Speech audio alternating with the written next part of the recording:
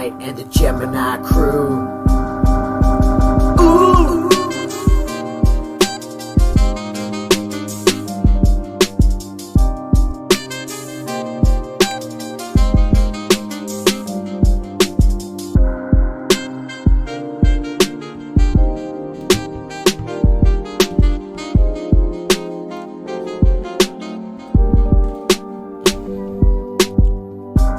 Mike into the night, you're here with Mike in the night.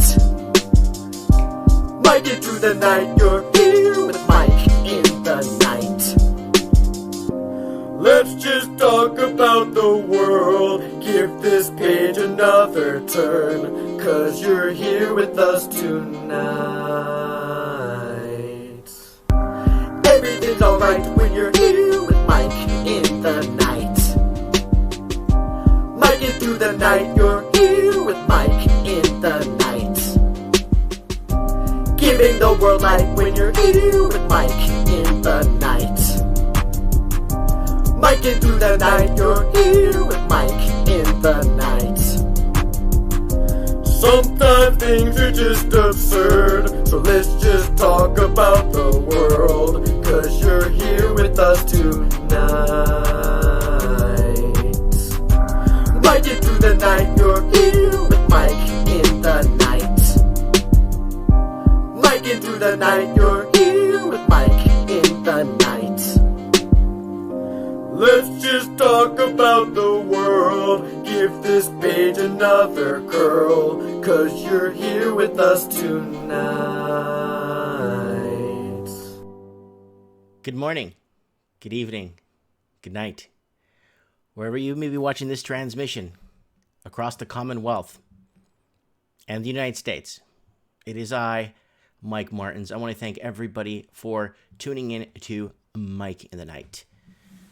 Crack open a nice bottle of white wine, slightly chilled, maybe a little bit of red, maybe a nice cold beer. Crack open a window, sit back, whether you're in an RV, a trailer, an attic, I mean, with a window and all. Basement apartment, condo, bungalow, or out in the woods in your cabin. You're tuning in to Mike in the Night. Guys, thank you for everything, guys. Thanks for joining. Thanks for all the support. Guys, remember, don't forget, if you want to hit up this transmission, support the transmission, go ahead and support us on Patreon, $1 a month. That's it. Help support. Bought the video card. I just keep buying things that I need for the show. I always reinvest in the show. I make sure a show is priority, especially for those that help and contribute. Okay, we got like 50 people in the chat, and according to this, we have 3 people watching. And, yep, so today I'm going to go over some channel news in a bit. And Jack says, water baby, wine cellar, yeah. Whatever you're chewing on tonight, if you're chewing on some beef jerky, oh, who used to slap into a Slim Jim?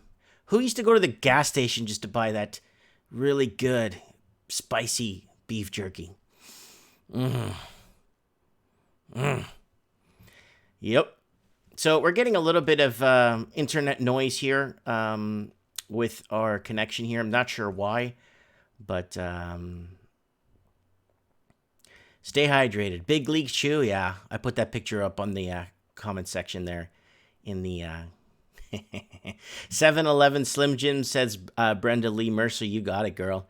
We got Jack in the house. We got 26 Gunter in the house. Owen says low latency. Yeah, it's picking up again. It looks like it's getting back. Zombie Apocalypse Scary. Woo! And we got Bob Rhymes, we got Dave Green, we got Owen.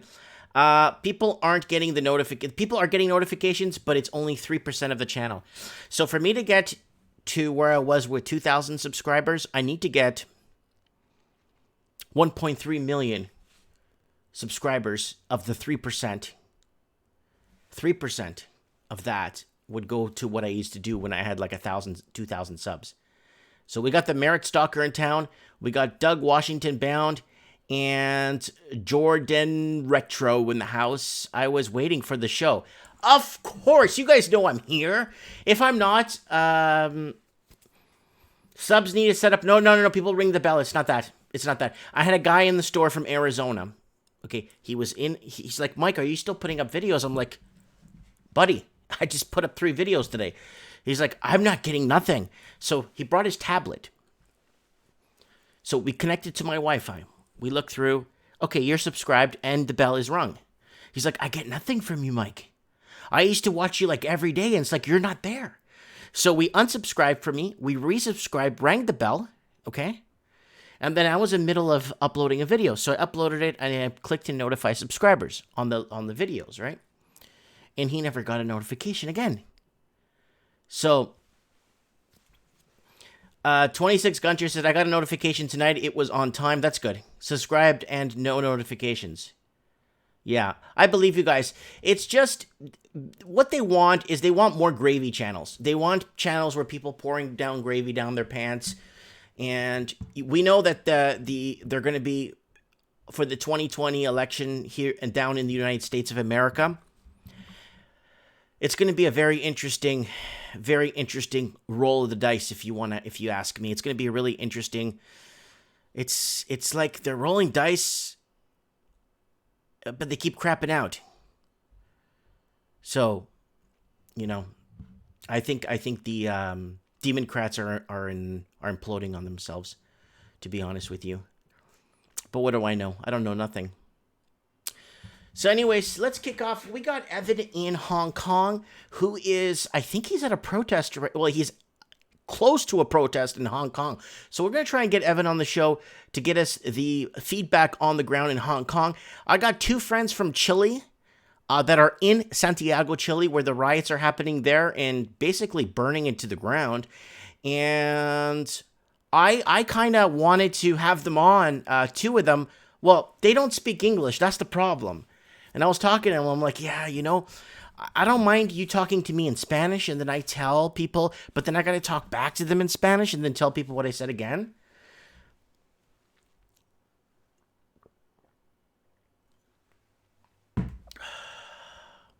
Layla, Supreme Cannon in the house. My bodyguard. We got Owen, my brother. We got... So these are people I've met personally, okay? Like, I know Owen personally. I know Supreme Cannon personally. There's a lot of people here I know, like, personally, that I've met, right? All right, guys, let's go to some channel news. Anyways, I had some good news at the beginning of the week, and then it just fell apart. Okay, so let's start here. My Facebook page reached 1,000 subscribers on Facebook. I'm sitting at, I don't know what I'm at here. Where I saw that. I'm sitting at 1,052 subscribers. I got 1,000 likes this week, and everything seems okay, and I was really happy about it. I made this post, and not even like 20 minutes after making the post, I get bombarded. There's just 3 right guys and 3 from the comments here wrote some 5-star reviews for me. Like, all of these 1-star reviews, like hours. This is a few hours ago today, and this is from yesterday. And then this one here is from Mike Boner. I made a Mike Boner video, how he took a screenshot of a video I made and posted it on my business. And it says, this place is a ghost town. I don't even know how Mike stays afloat. If you're looking for a real establishment and real credentials, go to the Game Grid in Merritt. It's the other game store in town, right? Better prices, more experience with games. So I'm kind of like, why would someone come in and just bombard me with all these 1-star reviews? It's like, you're cracking the champagne, you're happy. Look, I got 1,000 people. 1,000 people basically liking your page. That's actually a milestone. And I don't promote for you guys to like my page here on the channel. I never do. I never tell you, go ahead and subscribe to my Facebook page at the Merritt Toys and Games. I never do that. I never tell you guys to. I never, ever. I just, it's local. It's people people in the area. People, if they want to like it and follow what we have going on. I have some people that follow it that watched Building a Business from Scratch. and we'll talk about that in a bit. But yeah, so after that, it's just like boom. I just get taken right down, boom, and I don't understand. Right? No, I understand why, but it's just like, really? All right, let's get to some real channel news here, guys. All right, so last week's session is doing really well. From Mike and the Knights are getting a lot of views on replay, which is really good. A lot of people are watching it on replay and complaining about the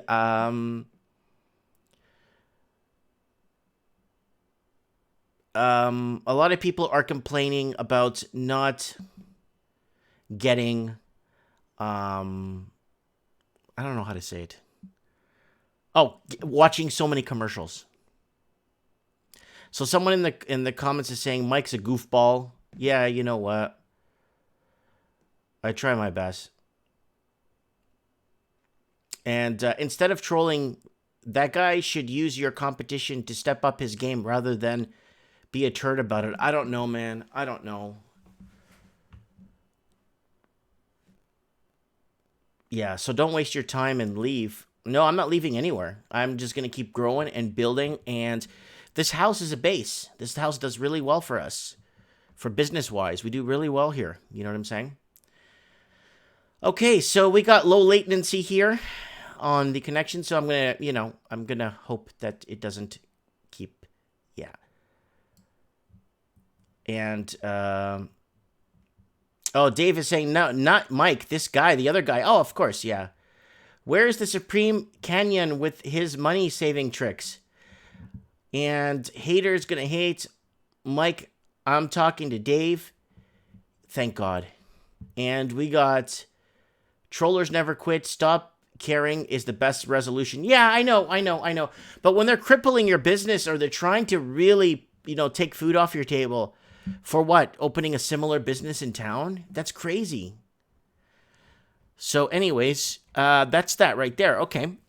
So let's go over some news here, guys. I got some important news to cover with you guys for the channel because people are going to ask me to cover stories, and they're right here. So let's do this. Let's start with the final chapter. Okay, well, I kind of want to start with this one right here. Okay, more merit drama. Here it is here. This video right here, more merit drama. Mike Boner strikes back again.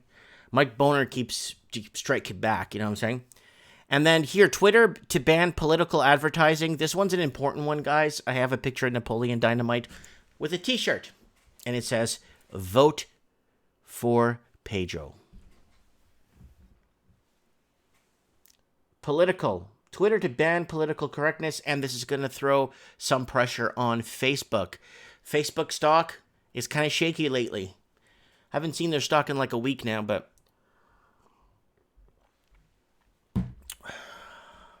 final chapter, guys.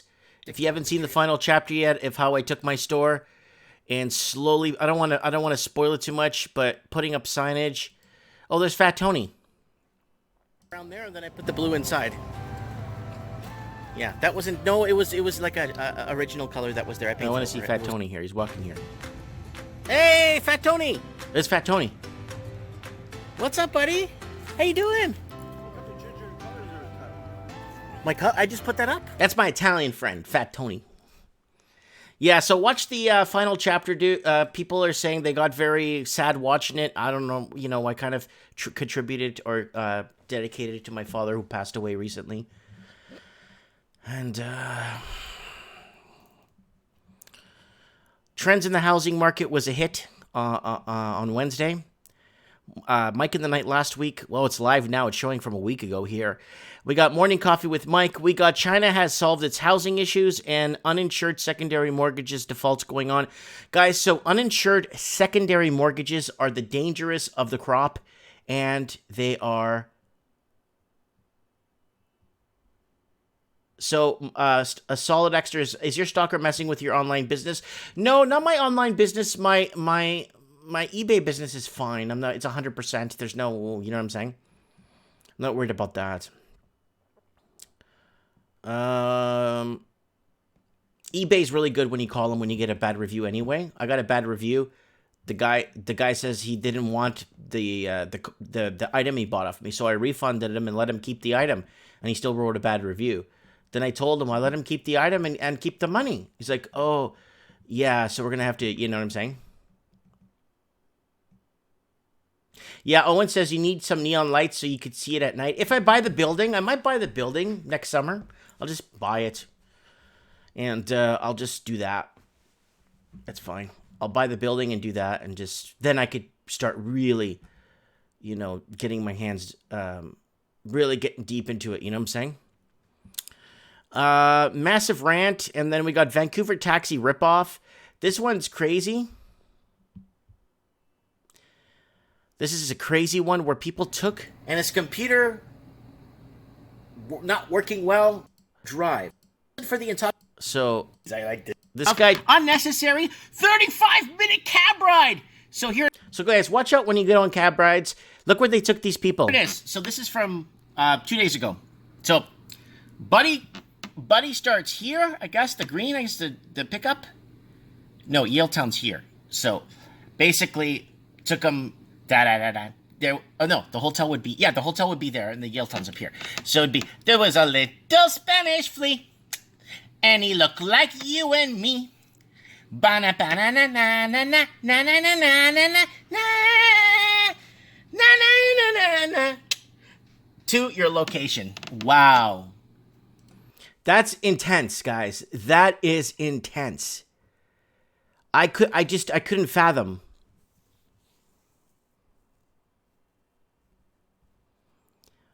Yeah, we got Merritt Stalker calling me a dirty renter. And then David Xavier saying, I like the taxi video. Layla says that was a good canned ride. And then Debo saying, from a friend from the Union Pacific is laying off 25,000 people? Is it 12,500, buddy? Or is it 125,000 people?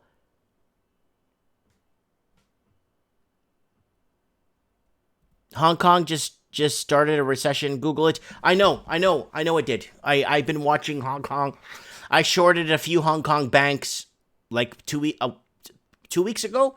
I shorted a bunch of Hong Kong banks, and they're all starting to frail up. You could see it. You could see it when you look at your portfolio and you see your shorts or your puts or whatever you want to call them. Someone's asking if Evan's there. I'm going to call him in a bit. He knows I'm on right now. I wonder, guys, someone check for me. If you don't mind, what time is it in Hong Kong right now? Okay, so I wanted to kind of show that one there. And what do we got left here? Edmonton tent city got taken down. So the tent city, I got an email from someone that there's a lot of homeless people wandering around the city, all over the city, in malls, in places, and yeah, that's a big problem. So Edmonton's out of control right now, and people are stores are locking their doors during the day because people wandering in to get warm and stuff. And this is not fair. The company man speaks out. Guys, this one's getting a lot of views. Go ahead and watch it. And let's deport more Portuguese. This is important because the Portuguese are still being picked on in Ontario, where they're just picking them up and they're sending them back. There's a guy here who's got unfortunately for him, he's got a Portuguese passport, but he lived in Venezuela most of his life. Unfortunately, here he is with his whole family. They're deporting his whole family. Right here. They're deporting his whole family, and the headline reads, basically deporting a family to a country they've never lived in. And it's really scary, you know, when you're in a country you're not welcome. You're specifically targeted and not welcome in a country. You know what I'm saying? Marriage stalker saying to check the dirty. Saying that I'm scamming people. All right. So that's challenges. Guys, thanks for the tips. I got a whole pile of tips from somebody in Australia. A couple of people in Australia just went out. I don't know why, but they sent me a whole bunch of tips. So I'm going to pick up a green screen, a couple other things I might want to do. Then we got Patreon. if you guys want to join, I don't have many subscribers. On Patreon, I only have 17. I'm trying to get to 20. I lost one the other day. So if you want to donate $1 per month right here for coffee, go ahead and do that. All of it gets donated to the channel. I don't use it for anything else but this transmission. I really do.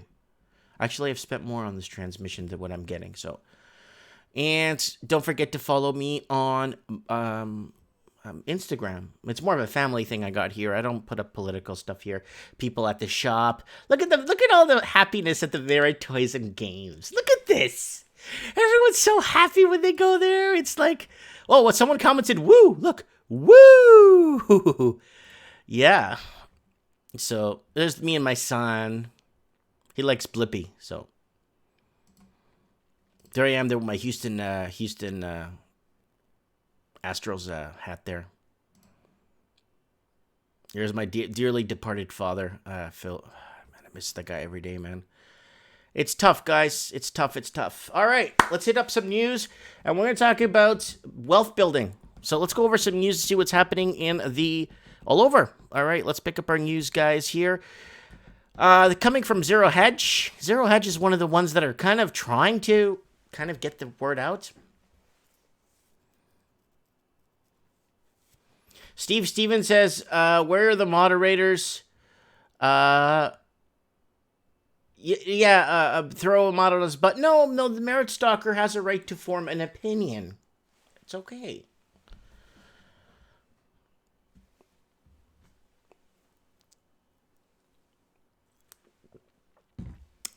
All right, let's do this, guys. Greta Thunberg begs. I hope that doesn't flag my channel. Anytime you see the G word now, or you say Hill Dog, for people that know, they've been watching my channel long enough, they know who Hill Dog is. She's married to Slick Willie. The second you say Hill Dog's name, boom. Video gets, like, right to the bottom of the list. And you can't say FR. You can't say FR anymore. And not the F word. You could swear. You can't say FR. I'll type it in for you guys so you guys know what I'm talking about. You cannot say FR.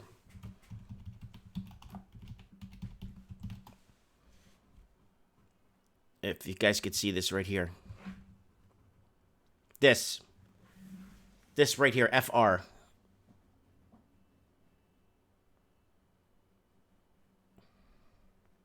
Applause soundboard. Like, no, a lot of people are complaining about the soundboard. I'll just be legit like, woo! I'll just be legit, guys. You know what I'm saying? So, I can't say the FR word here, guys. I really can't.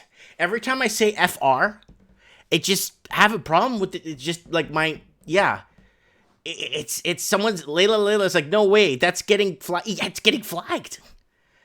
So, you gotta watch out for the FR word. So, there's the FR right here. If you guys could read that, I'm not sure how small or big of a screen you're watching on, but that's it right there, guys. So, guys, if you call into the show, we got to be kind of careful using this word because it does. We got the Raven. He's sending me a code saying the Eagle has landed. Also on the chatter here, we got in Skype, we got the I-10 Truckers. I-10 Truckers Association has added Mike in the Night on their iTrucker Association pamphlet for, so they have, what they do is apparently this, I got an email, and then what they're doing is people are sharing this that are on the I-10 route. Okay, if you guys don't know I-10, it goes from Jacksonville down to downtown Los Angeles. It goes right across America, from Florida to California. And there's a lot of people picking up the show there, and a lot of people have YouTube Prime. They just download them and they watch them.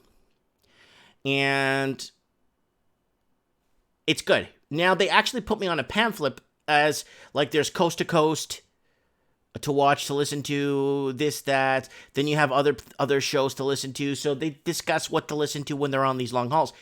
Mike in the Night's there now, and people are listening to it. You know, it's not really American-driven show. It's more of the whole Commonwealth, and I include America in the Commonwealth. You know what I'm saying?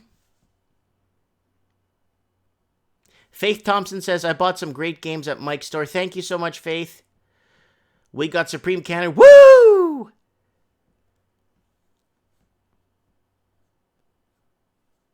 Merritt stalker, I will now specifically go to Merritt and shop at his store. Jack says, everyone's welcome in my store. My store? I don't know if you guys watched the movie,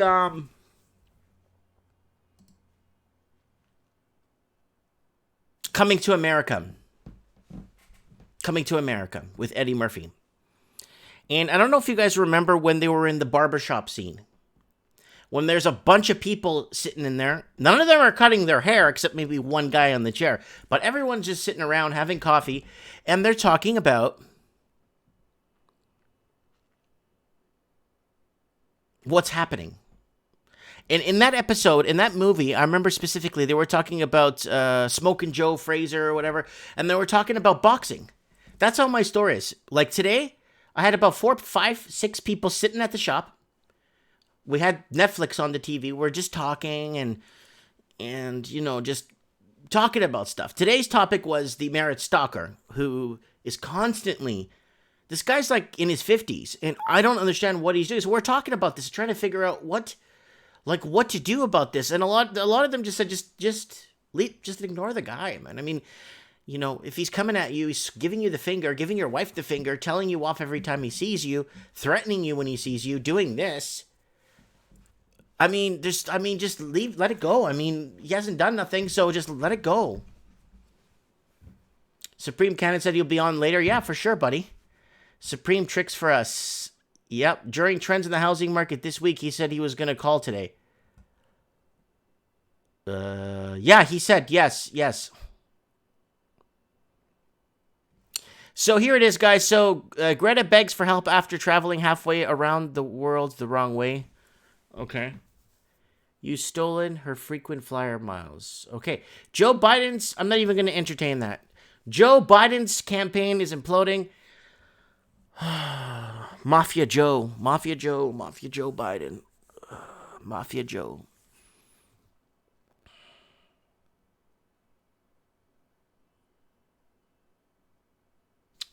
Imploding.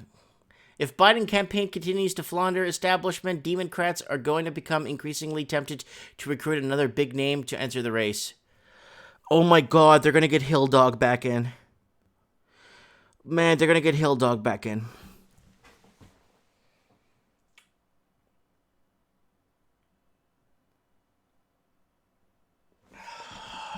They're going to get Hill Dog back in. I could see it already. I said it last year. Last year. In 2018, Hill Dog's gonna run again. And by the way, I can't say her name either because that flags the channel too. Hill Dog's not coming back? How do you know? David Xavier, how do you know?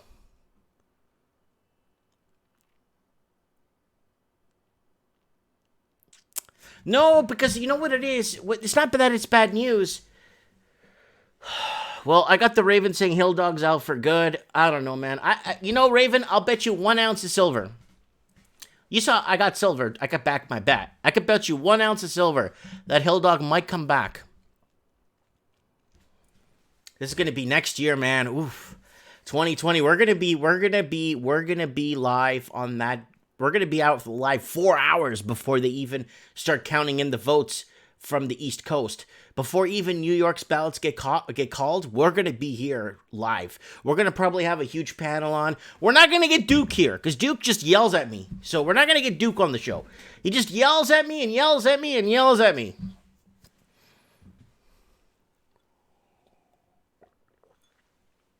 I don't think there's enough formaldehyde in North America to keep her upright for the entire campaign. Owen says, it's getting cold here in Greater Toronto area. I'm putting winter tires on my car. Snow is expected on Thursday. Her health, though, says David Xavier. Then we have Timothy Mack saying, if they were going to use Hill Dog, they need to do it. Fast Democrat candidate is chosen on November 5th. Oh, yeah. It's the 2nd. Could she even work a crowd? I don't know, man. Mike, I watched Duke's show. He's weird, but it's important stuff. Sure. No, I'm not saying anything. Duke's a good guy. She can't walk or stand. Hill Dog and Slick Willie. Where did I go? Are busy. Yeah, I know what they're busy doing. Yeah. Last Saturday was brutal. Thankfully, Supreme bailed you out. I know, Supreme's always there to back me up. When someone's just shouting at me for 20 minutes and telling them to give him an answer, and I try to give him an answer, I'm like, here. And then I got 3 Right Guys gaming podcasts of German instincts in to jump in, man. So he has a degree in law, too. Okay, Belinda's saying 75 degrees, cold front here in Florida. Owen says, with that guy that you wanted, Mike, to hang up on Gary? With that guy that you wanted Mike to hang up on Gary? I'm not sure. I'm not sure what he means by that. Just trying to see what the other guy's name. So I got Will. There's a couple of people already here messaging me on thing here. Yeah. Hola, Mike. FDG's in the house. Okay. How controlling Syria's oil serves Washington's strategic objectives. Remember, guys, the oil game's played on a chessboard. And you got to sacrifice all your pawns for some big pieces. And that's what America's doing right now with their oil. I've been watching my oil stock. I've been buying back in very slowly with some of the gains I've been making off silver and gold. And I've been shorting a bunch of Hong Kong banks, too. Supreme Can said they're real smart guys, but Crown Royale isn't the best debate moderator. Just saying. Look, Crown Royale. I have a bottle up there. I'm not going to break out the Crown tonight. I don't feel like... Guys, you know I haven't drank in last time was with you guys when I went live, like 8 months ago. I hate drinking. I don't know why. Yeah. Visualizing a massive cost of the massive cost of cybercrime. What do Equifax, Yahoo, and the U.S. military have in common? They've all fallen victim to a cyber attack at this point in the last decade. Oh, yeah. Unless they start going with quantum computing. Steve Stevens is saying, appreciate who threw Merit Stalker out in his ass. Yeah, Merit Stalker won't leave me alone. Anyways, so you know what happened here with this, obviously. They're going to have to get to quantum computing. I don't think it's the whole 5G. I couldn't care less about America not getting 5G. Because you honestly think America's sitting back and they're going to do nothing about it? I honestly think quantum computing is going to come soon. But I think it's going to be so... quantum computing basically could solve an algorithmical problem that would take... one of our computers today would take, let's say, 6 months to solve. But a quantum computer could do it in less than 3 seconds. So I think America is going to... I think they're pushing for quantum computing.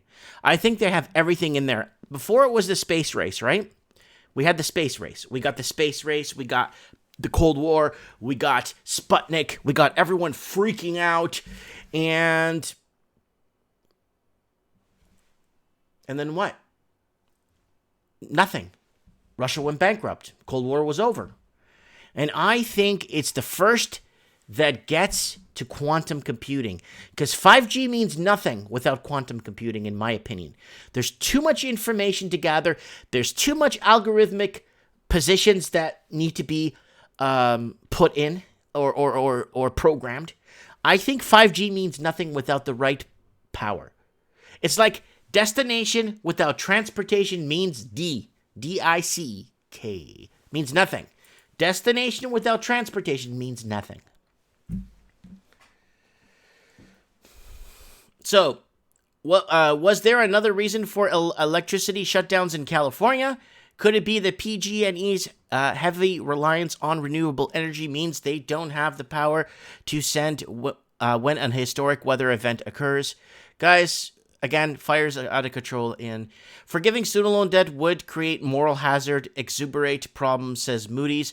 In the $21.5 trillion U.S. economy, those kinds of gains won't move the needle very far. So, guys, student loan debt, for those that bought in, I'm sorry.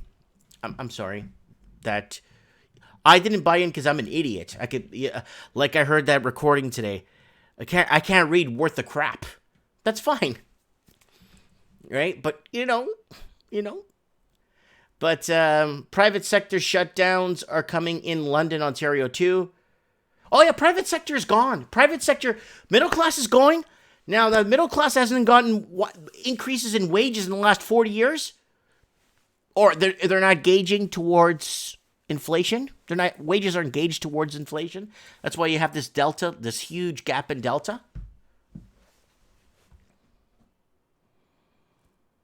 And Middle East's new post regime could change the future. And Rage with the Machine 90s resistant band reunites to its establishment bidding in 2020. Oh, okay, guys. Now let's get a poll going here. Guys, don't forget to go to the channel and check our poll. I promised I was going to read it tonight, so let me go to it tonight. Okay, here we go. Mike Martin's channel, guys. Lots of videos to watch.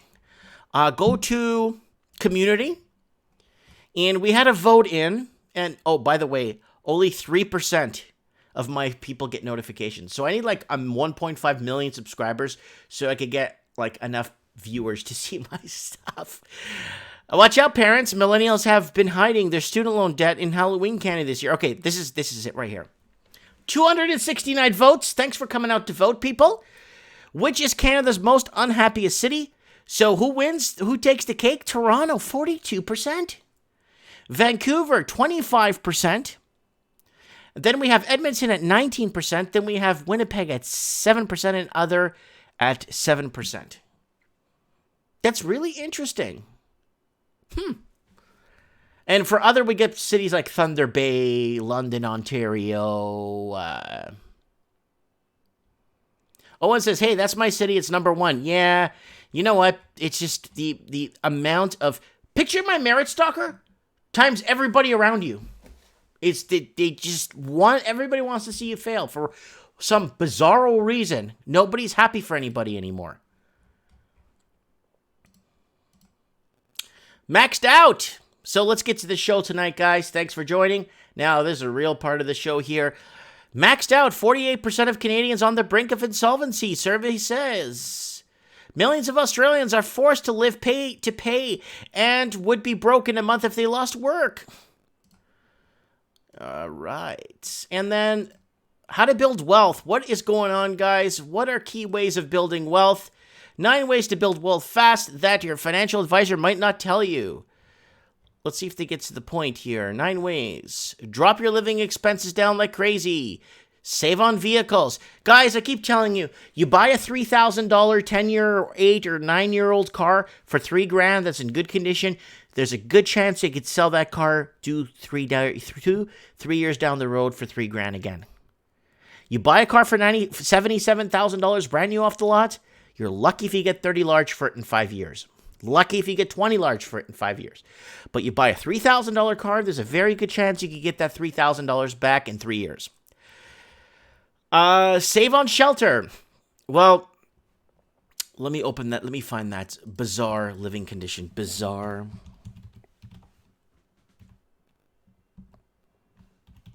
Bunk for rent. This is in the UK, people. Bizarre room to rent. Here it is. I was going to read this today, but then I got sidelined. There was so many people in the store. Had a lot of people from Kamloops come into shop. Okay. Bizarre room to rent. Ad offers a bunk bed to share. So I guess like, and they're also saying in the article that couples are welcome, and it's £100 sterling per week. And you guys don't want to know what I found for $500 US to rent in the United States. For renting, $500 US. This is pound sterling here. £400 sterling. And couples could sleep in these beds if they want. How do you get 2 people sleeping in the same bed on the top bunk?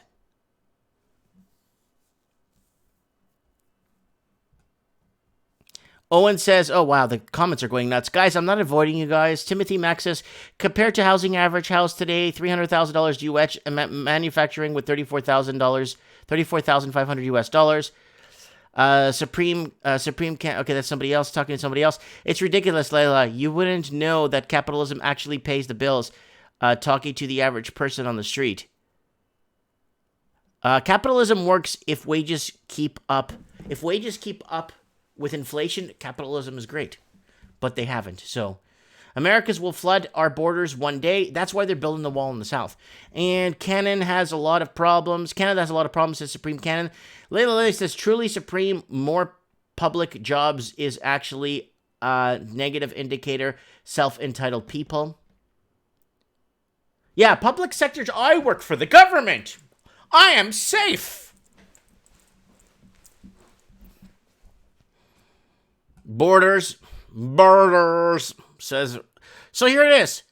Guys, who would share a bunk with their wife paying £100 a week in something like that? Look at the piping. Look at the piping. Watch this. Look at this. Like, seriously? £100 a week? And look at the piping going through the bathroom. This should have been torn down 100 years ago. 100 years ago should have been torn down and rebuilt to up to today's standards. Anything after 100 years is not today's standards. So, lowering your, where was that? How to build wealth at any age. Save on shelter. But I don't know about renting a bunk.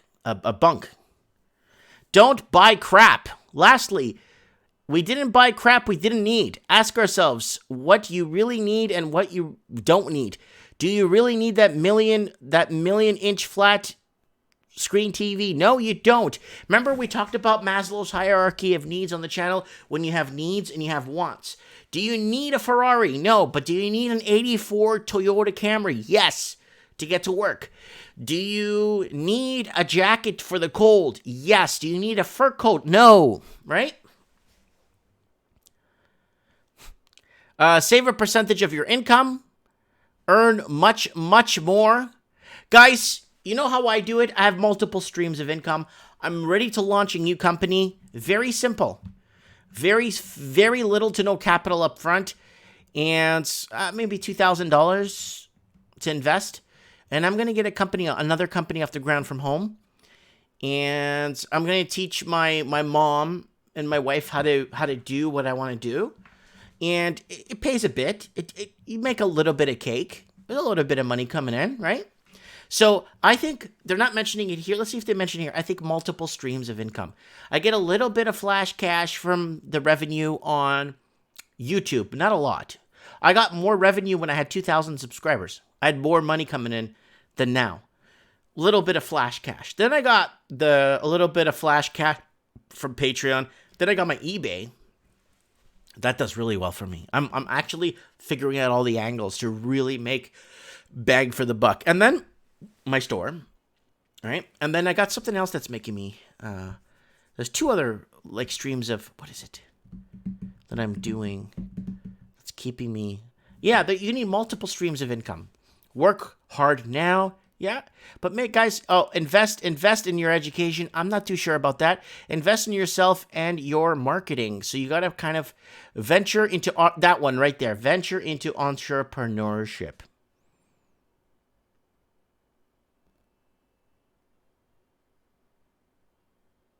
So here it is. YouTube lost money big time last year. Oh yeah, YouTube's losing lots of money. Try real estate. Oh, that's bad advice right now. Okay, so building wealth, importance of building wealth, importance.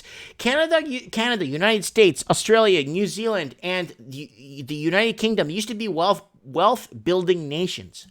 People, the average Joe Donuts all he had to do was work a job, and he'd do okay. And then it got to a point where the wife had to start working instead of raising the kids at home. And then everything started changing, and then families are bad, and we're destroying the earth, and global warming, and making up all this stuff as they go along. To, I think, basically wreck what we had a good thing going for us.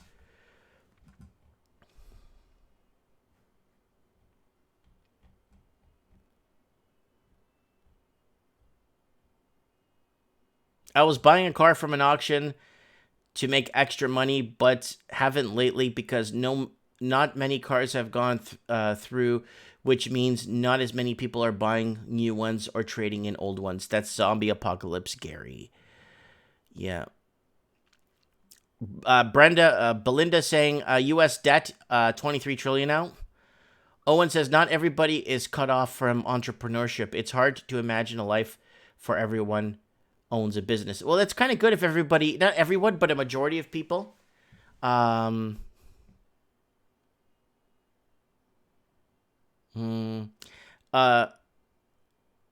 is asking, did you think society changed about the time Facebook came in? No, it's before that.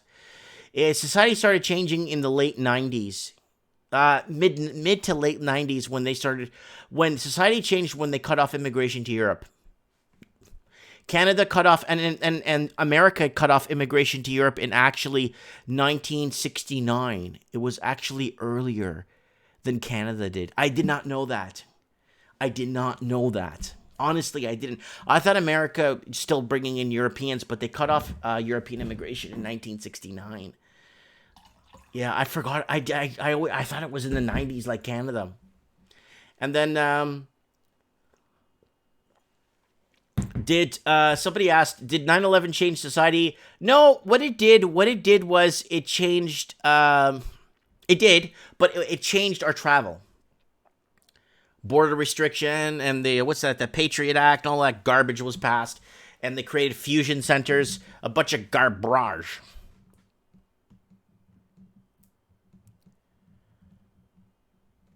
Oh, he's not asking for immigration values. No, I think things started to change.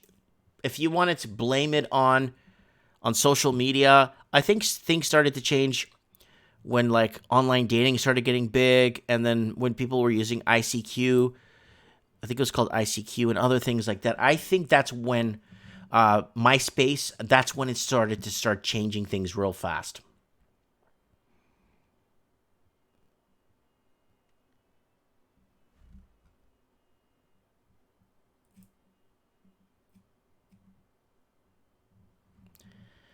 Supreme Cannon says he remembers ICQ. Of course he does. All right.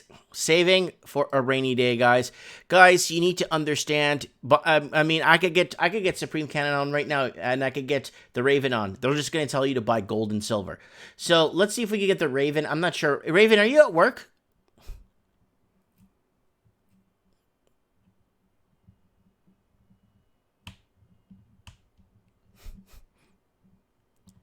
All right, let's see if I can get the Raven on the show.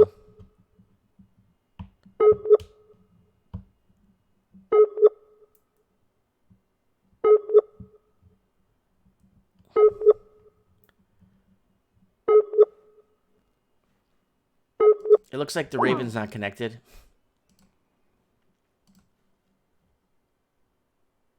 Let me see if I can get Evan on the show and find out what's going on in Hong Kong first.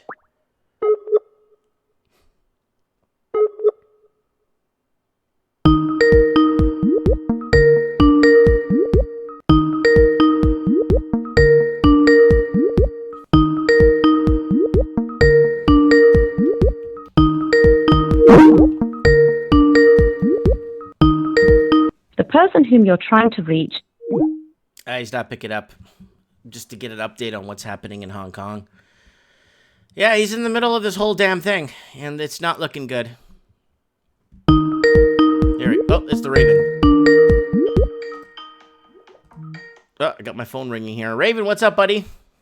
How's it going? It's going, buddy. You know how it is. You win some, you lose some. I think my brother's in your chat room right now. He's hiding in there. Is he? He sent me a text. Oh, okay. He sent me a text that said the eagle has landed. Oh, I saw that. That was in the messenger there. Yeah, I put that, and then he texted me it. So you must be in the room. Well, I get a lot of people creeping. I get a lot of people message me, and they want to build wealth. What do? I mean, getting out of debt's the first step, but for me, I'm going to tell you straight up, it's multiple streams of income is the way to go for me. I can tell you what not to do. Okay, why don't you tell us? You said you got into a few hiccups in life. I mean, without getting too personal about it, why don't you tell us what not to do that maybe people might venture in themselves? Well, usually when when you hear, someone's telling you stock picks, oh, you should pick this, it's probably too late. If you're hearing it secondhand and that, it's probably too late already. I wouldn't let your emotions guide you. You got to be smart about it. You got to take profits off the top.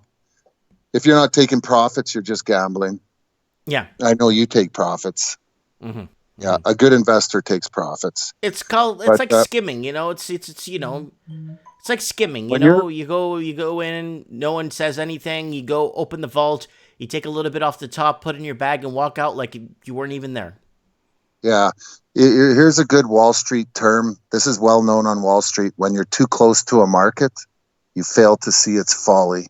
That's right. If you're too close to it and you're too obsessed with it, like I was in '07 day trading, '06, '07, I was too close to that. I was killing it. Just day trading, playing the, up and down. And I didn't, turn around and see a housing collapse coming from behind me. Mm-hmm. But I see 360 now. I see everything all the way around. So your floodlights are on. Well, I'm also not day trading either.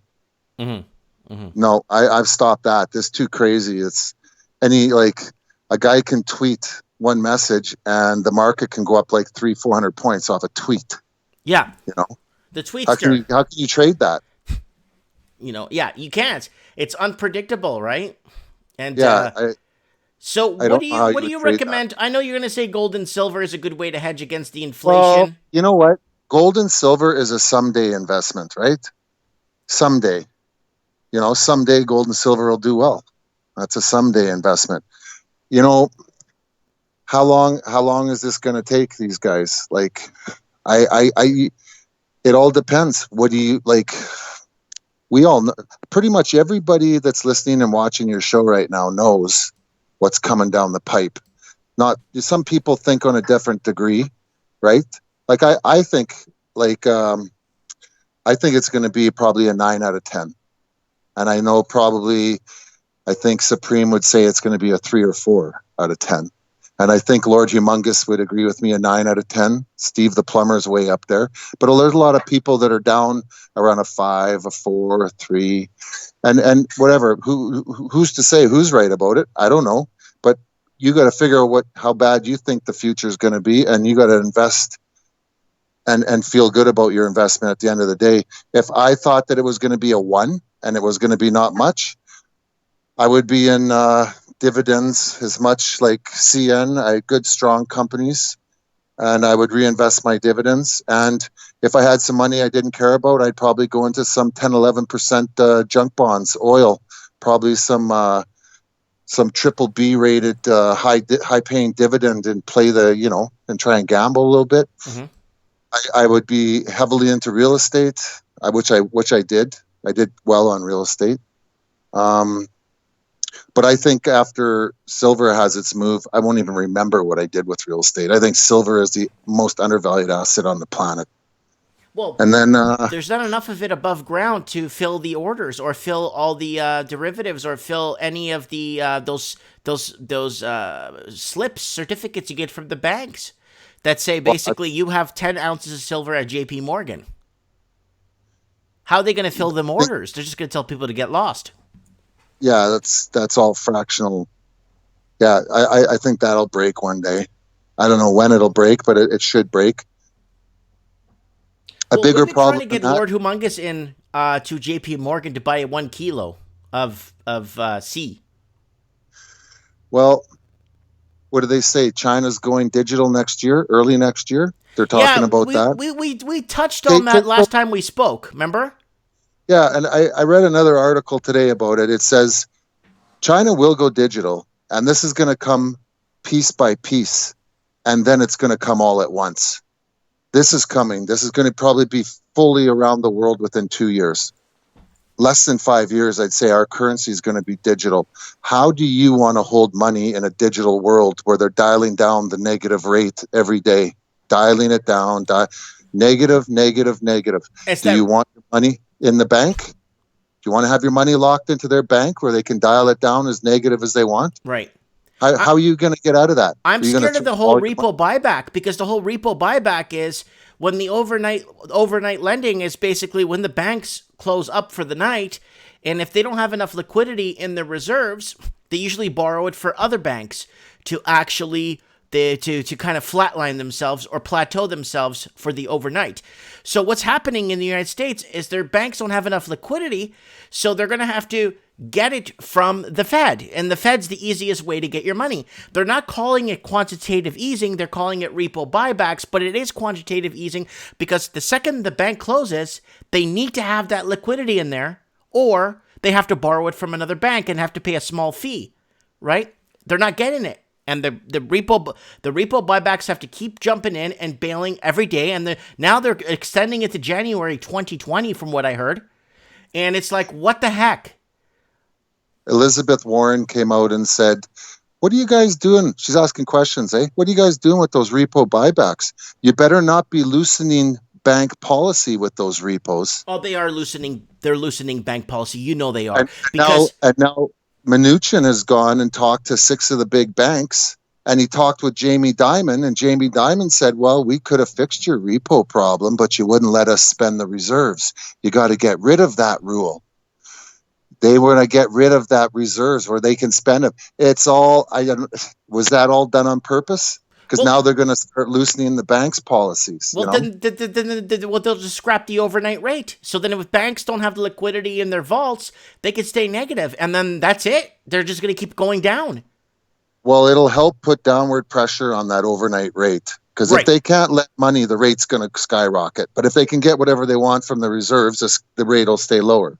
Right, of course. That's the way I see it. But how does Elizabeth Warren, what is she, a genius? You know, how does she come out and financially, forensically go through that to figure out that this is what they're doing? How did she come out with that? Last I heard, she was lying on her application saying she was Native. No, but let's call a spade here, okay? Let's call a spade. She's 70, dude. She knows. She's been there. She's been around. She's been in those rubbing elbows with those high affluent people all her life. You understand? She knows the game. You know what? It's the same thing when Trump goes, we got to go to 0%. We got to start QE. Do you think Trump knows? Trump don't know that. But I think he understands to a point. Who's whispering it in their ear? Who whispered that in Warren's ear? One of those people. They talk. Those people talk. When you see the figureheads talk, think about who whispered it in their ear. Because I'll guarantee Trump ain't coming out with any independent thoughts. And that Elizabeth Warren, pretty sure she didn't figure that out. People are whispering it in her ear. They're talking behind the scenes saying the banks are going to do this. The banks are going to do that. All right. Let's argue this. She's right. Okay, she's right. She's on the money with that. No problem. We know she's right. Me and you, we know she's right. She's asking the right questions. My problem is, okay, you found us. You found it. You found the problem. Now what do we do? That's the question. They're going to have to raise rates. No, I don't think so. They're going to take these rates down, but you know what? They got to get that digital currency going quick. People will pull their money out of the bank if they go negative with money still. If you can still take your money out and we go negative, they're going to be pulling their money out of the banks. They got to get a digital system, and the U.S. is going to come out under the guise that they're being competitive with China. We have we have to act fast. We have to do it now because China's going digital. We can't, they'll be too far ahead of us. If we don't go digital, we got to do it now. So we got Scotty F in the comments saying there's a bank run in China now. I'm still trying to get word from Shanghai Larry on what's going on. He's saying that a lot of bank machines are out of money in Xinjiang province and 2 other provinces. He was telling me that the 2 biggest banks, a lot of the bank machines are out of money. So I'm just waiting for Shanghai Larry to give me an update on that. And I'm still waiting for Evan to tell me what the heck is going on, because right now I shorted a lot of Hong Kong banks. So we're going to figure out what's happening with that too. But to be very frank with you, I think like I said on Morning Coffee with Mike, I honestly think wholeheartedly that the repo market is over leveraging the banks for what collateral the banks have to put up. So basically, they're covering a spread of, let's say, of $1 million loan, but they're only covering $600,000 in assets. That's what I'm afraid of. I think that's what's really happening. Well, it's anybody's guess. I think whatever's happening is nefarious. It's a con man's game with those guys. I don't trust them. It'd be very interesting. I would like to get our rates back to 5, 6, 7, 8%. Actually, not have to risk your money in stupid. You can't go back to 5, 6, 7, 8%. No, I said it would be nice to. No. That's a dream. We can't go to 5. We can't go to 4. We're never going back there. That's done. When we go back there, that's game over. That's default land. That's default for everybody. Very few people will be walking around after that. You can't go there again. We're going to zero, and then we're going negative, and that's coming here. And they're going to lock us in digitally. So I wouldn't be too worried about how I'm going to invest my money. I'd be worried about how I'm going to keep my money. Right. I talked about this on Morning Coffee with Mike a few days ago, where you're getting punished for saving money. Basically, they're taking money away from you for saving it. Yeah, in certain countries they are. Yeah, you get punished.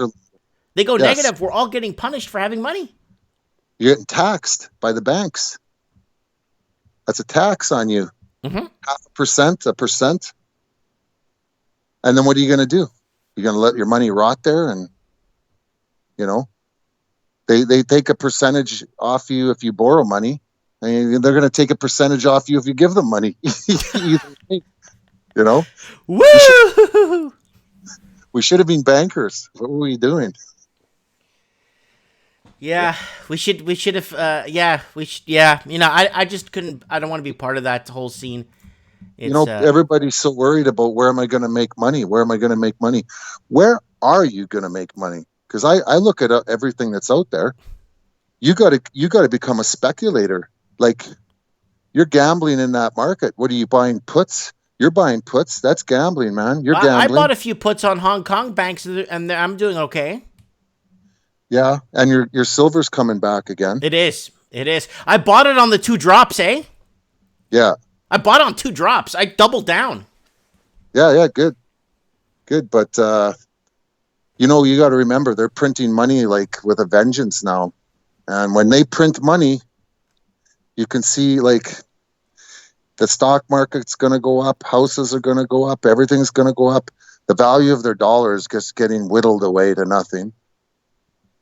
What are you going to, whatever, like they say, hold cash. Like Warren Buffett's holding so much cash right now. He's one of the smartest investors out there. Mm-hmm. Everybody, the rich, they say, are holding cash, but cash is depreciating at such a fast rate, 5 to 8% a year.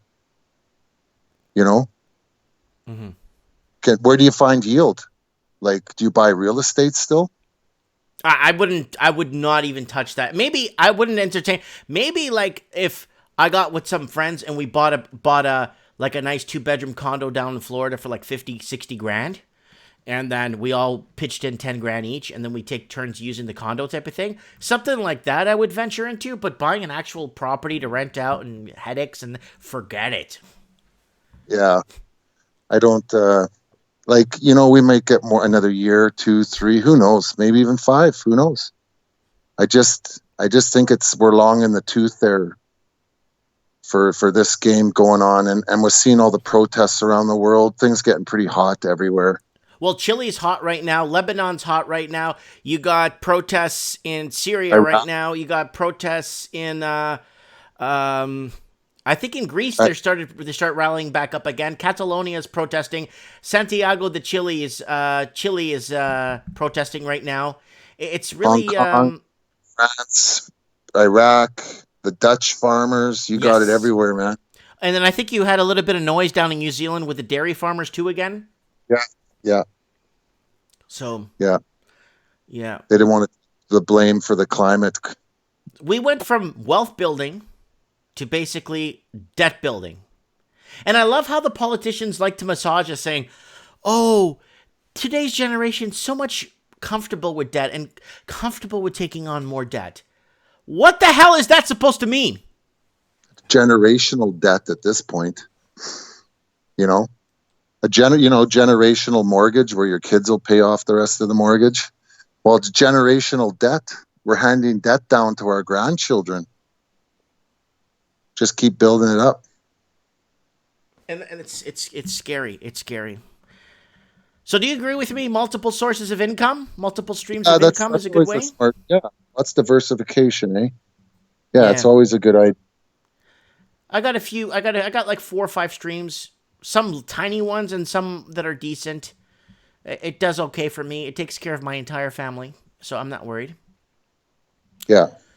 So I'm not too worried. So, and did you get that letter I sent you? Yes. Yeah. Good. Just get your wife to your ex. Sorry. To leave it in some prayer centers. Usually, there's prayer center stations there. She's gonna take it right to the wall. Yeah, take it to the wall. Leave it there for me. I would really appreciate it. That means a lot to me. Yeah, she said she would. She'd be honored, she said.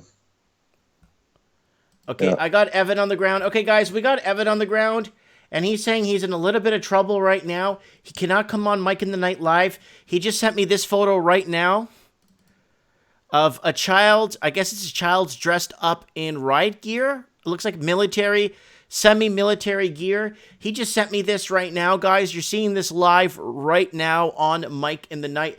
Let me see if there's more images he sent me. He sent me this rally here. Fighting for autonomy, stand with Hong Kong rally. So this is underway today. This is on its way today, sorry. And then Evan sent me this. So Evan right now on the ground is telling me that, I don't know what this is depicting, but there's a child. This has got to be like, this has to be a child. And in riot gear here. So I'm not too sure what they're planning here or what they're going to do here.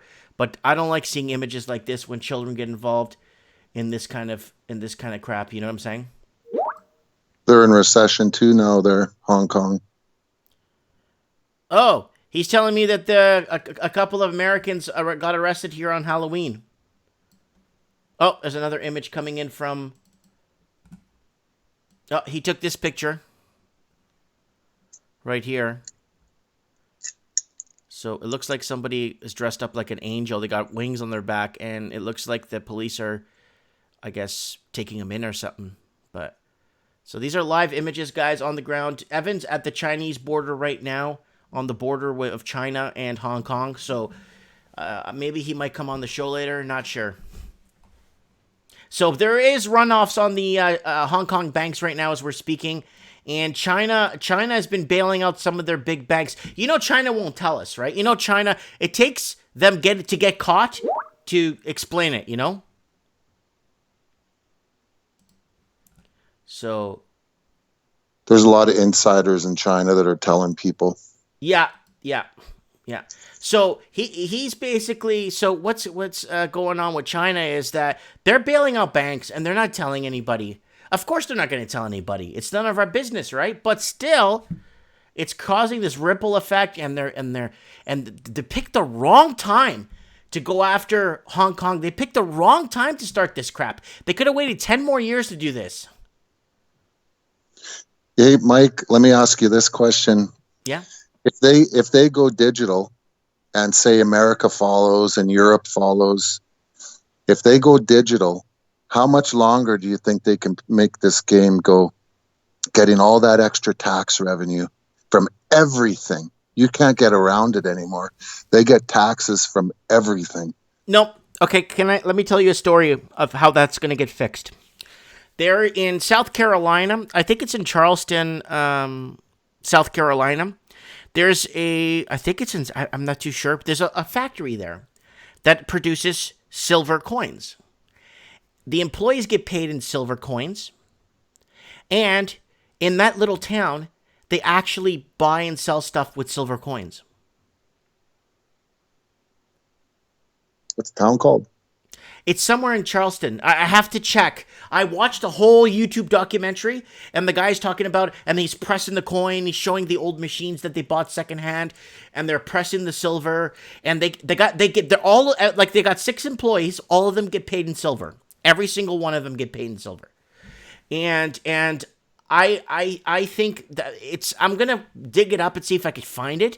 And it was great. I saw it. I saw how they were pressing it, and they had different sizes, and they get paid in these rolls. And he was showing how, there's like a local, not a corporation, but a local hardware store that accepts the silver.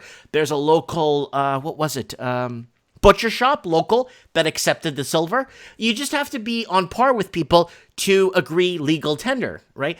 We have to be on par with legal tender. If I say, Raven, give me two ounces of silver, and I'll give you this 24 pack of steaks or something that'll last you 2 months or something, and you'll be like, yeah, this should be worth 2 ounces of silver for me. We have to be on par with legal tender, right? If I agree and you agree, then it becomes a currency. I don't know. We don't make the rules. They make the rules. No. You come. Okay, me and you are hanging out. I see something at your house I like. Wow, I like that ship in a bottle. You got this assembled ship in a bottle. That's barter.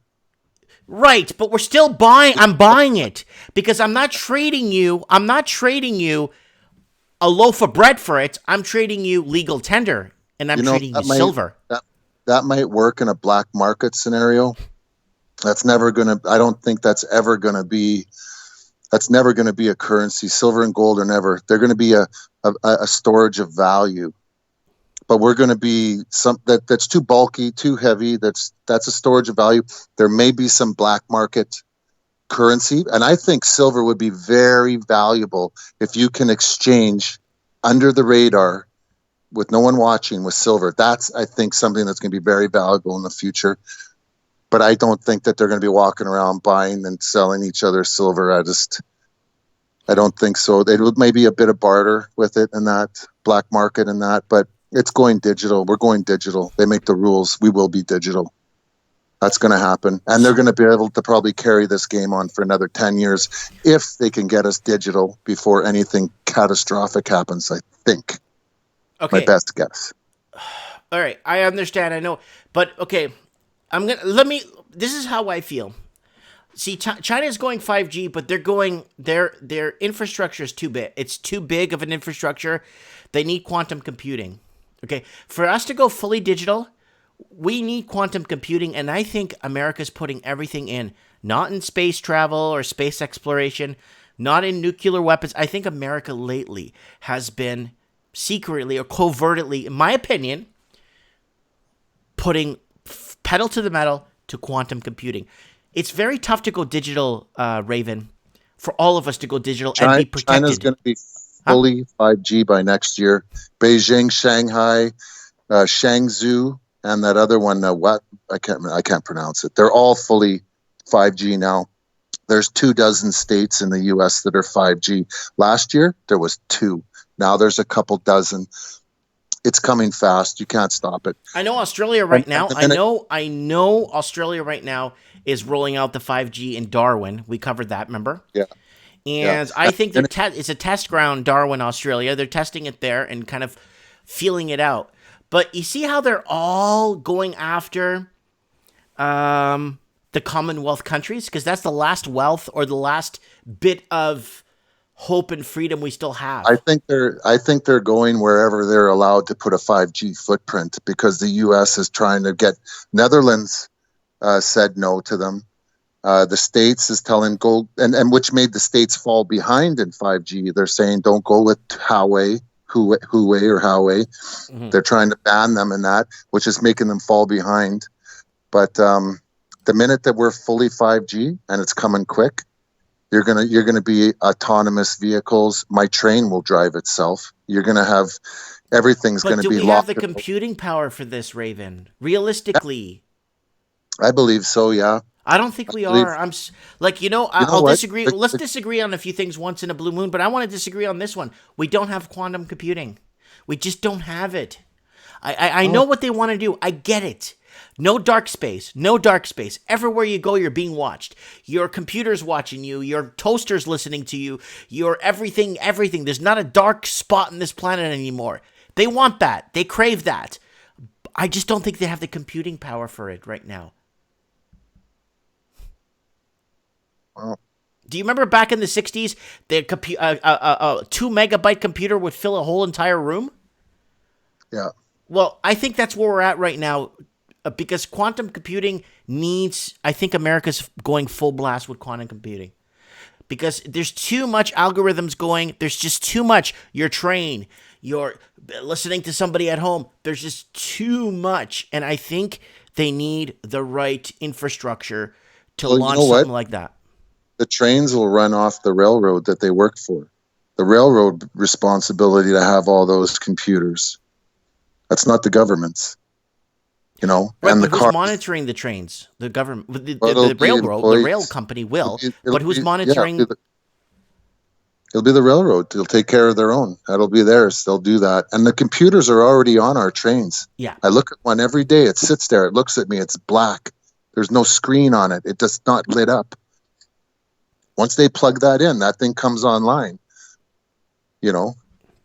Look, I told you a month ago they took away our rule book and they gave us a little computer to use. We're going digital. This is coming. And in the US, those engineers that are on that train, they're not driving that train. They're just sitting there. Those guys just sit for the ride. And if a problem arises, then they fix the problem. But it's the computer driving the train. When I meet those guys in Minnesota, they told me, we're not driving that train. We're just sitting there. That train drives itself. That train does everything. We just sit there. If there's a problem comes up, then we'll deal with it. They're trying to work the bugs out. This is coming quick. This is going to be here probably around the time I retire. There's going to be no more people working on trains. Yeah. Trains are a huge, huge artery of logistics for our countries. It is, yeah. And there's not as many as there was 6 months ago. I can tell you that. We laid off 60 people yesterday. Yeah. It's getting slow. That guy typed in the room there that Union Pacific laid off 125,000. No, that's not right. They don't even employ 125. We're a bigger railroad than them, and we only got 23,000. They probably laid off, I don't know, 1,250 maybe. Yeah, that's probably what he meant. Yeah. Yeah. So that's not that big of a railroad. Okay. It's big though, but it's not huge. Warren Buffett's away. All right, Raven, I'm going to kick you off. Thanks for coming on and giving us an insight on what you think. Huh? No worries. And that parcel will be gone on the 6th of November. And I'll get a picture for you. You don't have to do that. She'll take. I told her she'll take a picture of where she put it and the location, and you'll see exactly. All right, I really appreciate that. It means a lot to me. Yeah, no worries. All right, God bless you. Okay, right on. Good night. Bye. That is the Raven.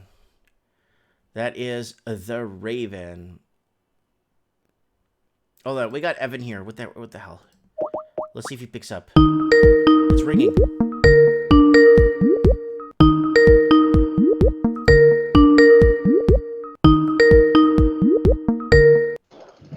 Mr. Mike.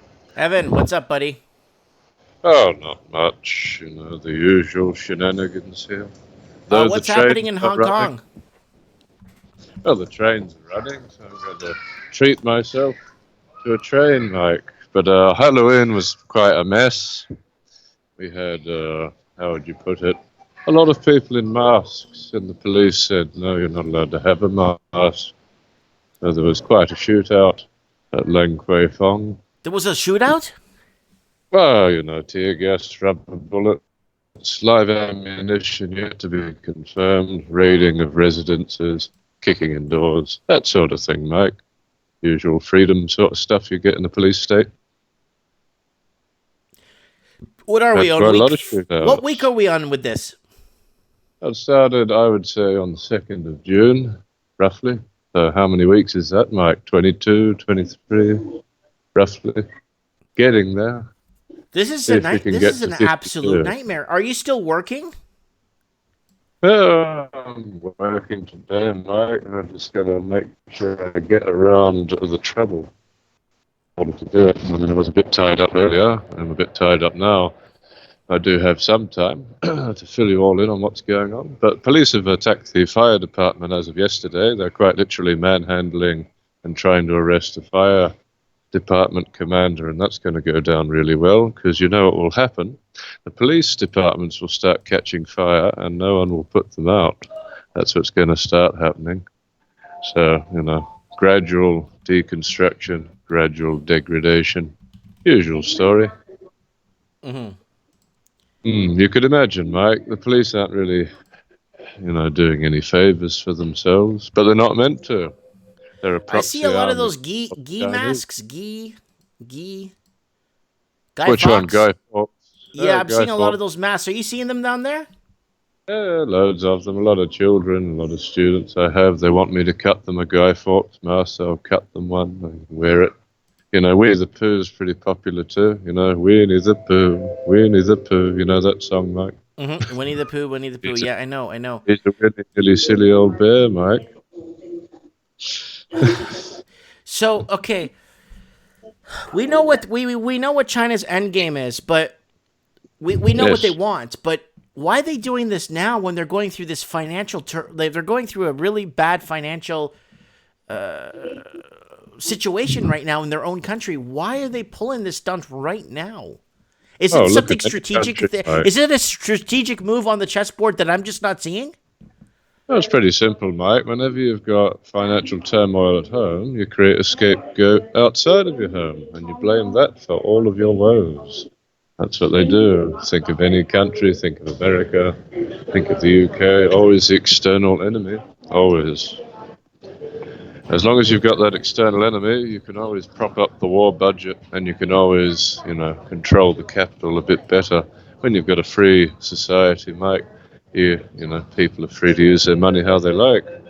If you can shut down a business on a whim, that's far more convenient for a top-down government. Okay, so when are we going to start seeing things normalizing in Hong Kong? When are people going to go back on vacation? Or is this it? It's over for Hong Kong. Well, I mean, like I'm looking around now, Mike, on a train here. It's mostly business as usual. The only time it's a problem is when the police show up and attack people. So, I mean, everyone's offside with the police. So are these There all aren't many. hired thugs?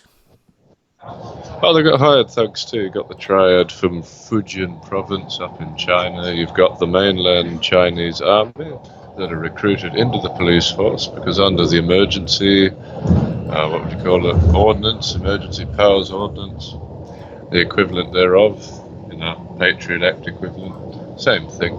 Anyway, the chief executive can deputise anyone she wants. And you see that little midget there? He was deputised in that photo I sent you. Oh my god, so you could be deputized just like that? Evan? Anyone. It's so vague. Anyone can be deputised. So what they've been doing... Oh, connection dropped, mate. Oh, you can hear me? Yeah. Okay.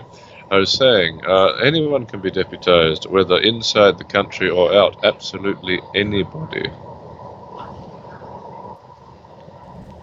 I usually you kind of walk in and the sheriff hands you the badge and says, "I'm done with this. You are now deputized. You are now you're the lone ranger now, or you're the lone sheriff in town."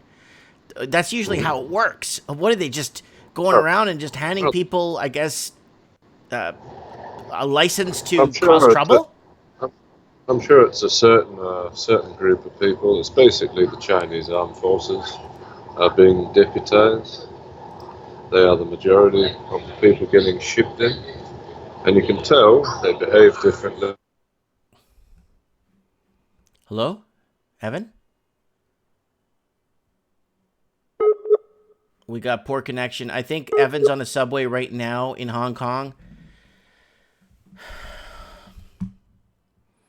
Zombie Apocalypse Gary is basically saying Hong Kong citizens are westernized and the rest of China,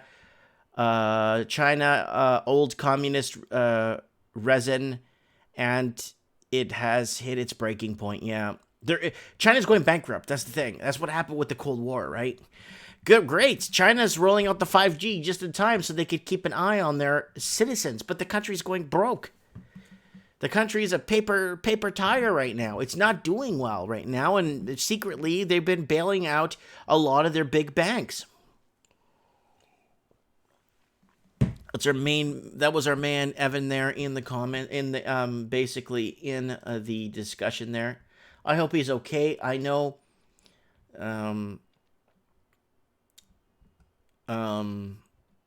quite a bit.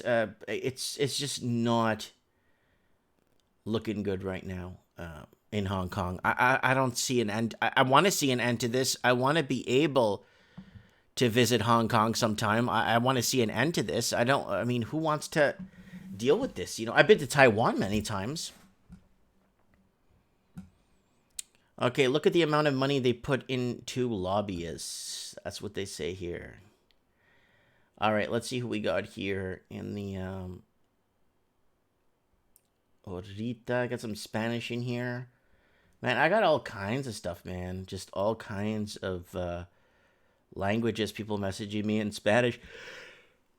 Oh, I gotta wake up, guys. Oh, there's a Los Kanakis awake. Let's see who else we could get on the thing. I want to get the Raven in. Oh, there's Anthony. I don't know if he's awake, though. It's like, what time is it in Detroit? Like 2 o'clock in the morning? Let me see if I could get him. I don't know. He's probably sleeping. I'm probably going to wake the guy up.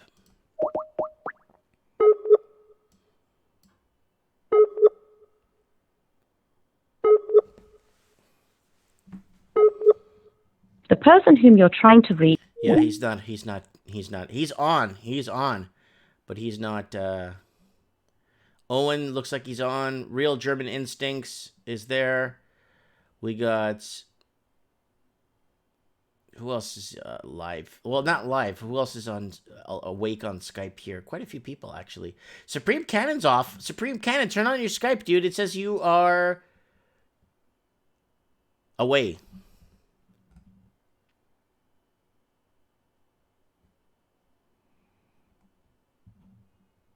No. I want Supreme Cannon to come on. I want Supreme Cannon. Turn on your thing, dude.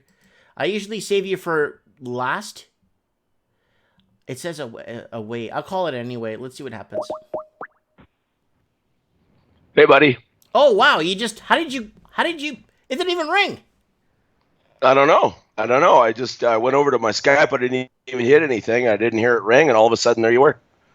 Wow. In my face. Yeah, I usually like to have you on last. So if you need to take your time or you want to explain something in more in depth, So let's kick off tonight's topic first. Wealth building. Sure. What do you see? Me, it's not about wealth building. It's about keeping myself off of life support and keeping a good rhythm going. For me, it's just multiple streams of small incomes. And that adds up to, so if one stream dies, I could replenish it doing something else. What is your thing? What is your idea for wealth building? Not hedging against a crash, but building a little bit of green in your bank account. Right. Well, number one, no matter what you're doing, to my mind, is you got to balance your books. If you need more, pardon me, guys. I had a really bad flu this week, so I'm just kind of clearing out now. To my mind, you've got to balance your books. And if that means that you got to go live somewhere else, if you got to find a different job, if you got to find a second job, as long as there's a purpose to it, right? Don't go get 3 jobs for the sake of getting 3 jobs. I mean, if you're 20 and you're trying to build your grub stake, to make your start in the world, that's a different thing. But if you've got a family, if you've got, house payments and stuff like that, the big thing is you've got to, you've got to live your life too, right? Like you said, Mike, you want a rhythm to life. You want a flow to life. We all got to go to work, right? We don't like treading water. We want to be getting ahead. I mean, there's just so many people that are addicted to consumption, and they just don't think of it that way. They don't imagine that they're going to get old someday, and or that they might get divorced, or they might have a family later in life rather than the time when people usually did, right? Mm-hmm. It's taking some pains to think about the next 5 to 10 years. Of course, nobody knows exactly what's going to happen. Of course, we've all got good, guesses, I think, informed, educated guesses. There's a lot of overlap in everyone's viewpoints, so I think that's good. But the big thing is you got to treat it like a marathon. First of all, don't lose money. Right? You want to build wealth. Don't lose money. Now, there is such a thing as good debt and bad debt. You've got a fellow on here that said he found some good deals in real estate in BC, Alberta, and out the Maritimes, and that stands to reason. If you've got the capital to play that game and you know something about it, I mean, to be fair, everyone has to start somewhere. It's got to be manageable. And storing wealth. When I look at gold and silver, I see it as storing wealth. So if you're building wealth, and that counts. There probably are ways that you could, rather than invest directly in the metal, that you could get into revenue streaming companies. Silver Wheaton, I think, is one. There's these royalty streaming companies. Most mining companies don't pay dividends, but they will. There are certain ones that are set up almost like trusts, and right.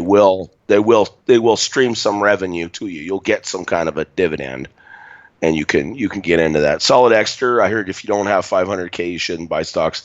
No, lad, it's going to take you a long time to get to 500K if you don't buy stocks. Yeah. Because at the end of the day, they're still the thing that's growing the most. I mean, will that change? Probably. You have a crash once in a while. That's why you want to sit in cash.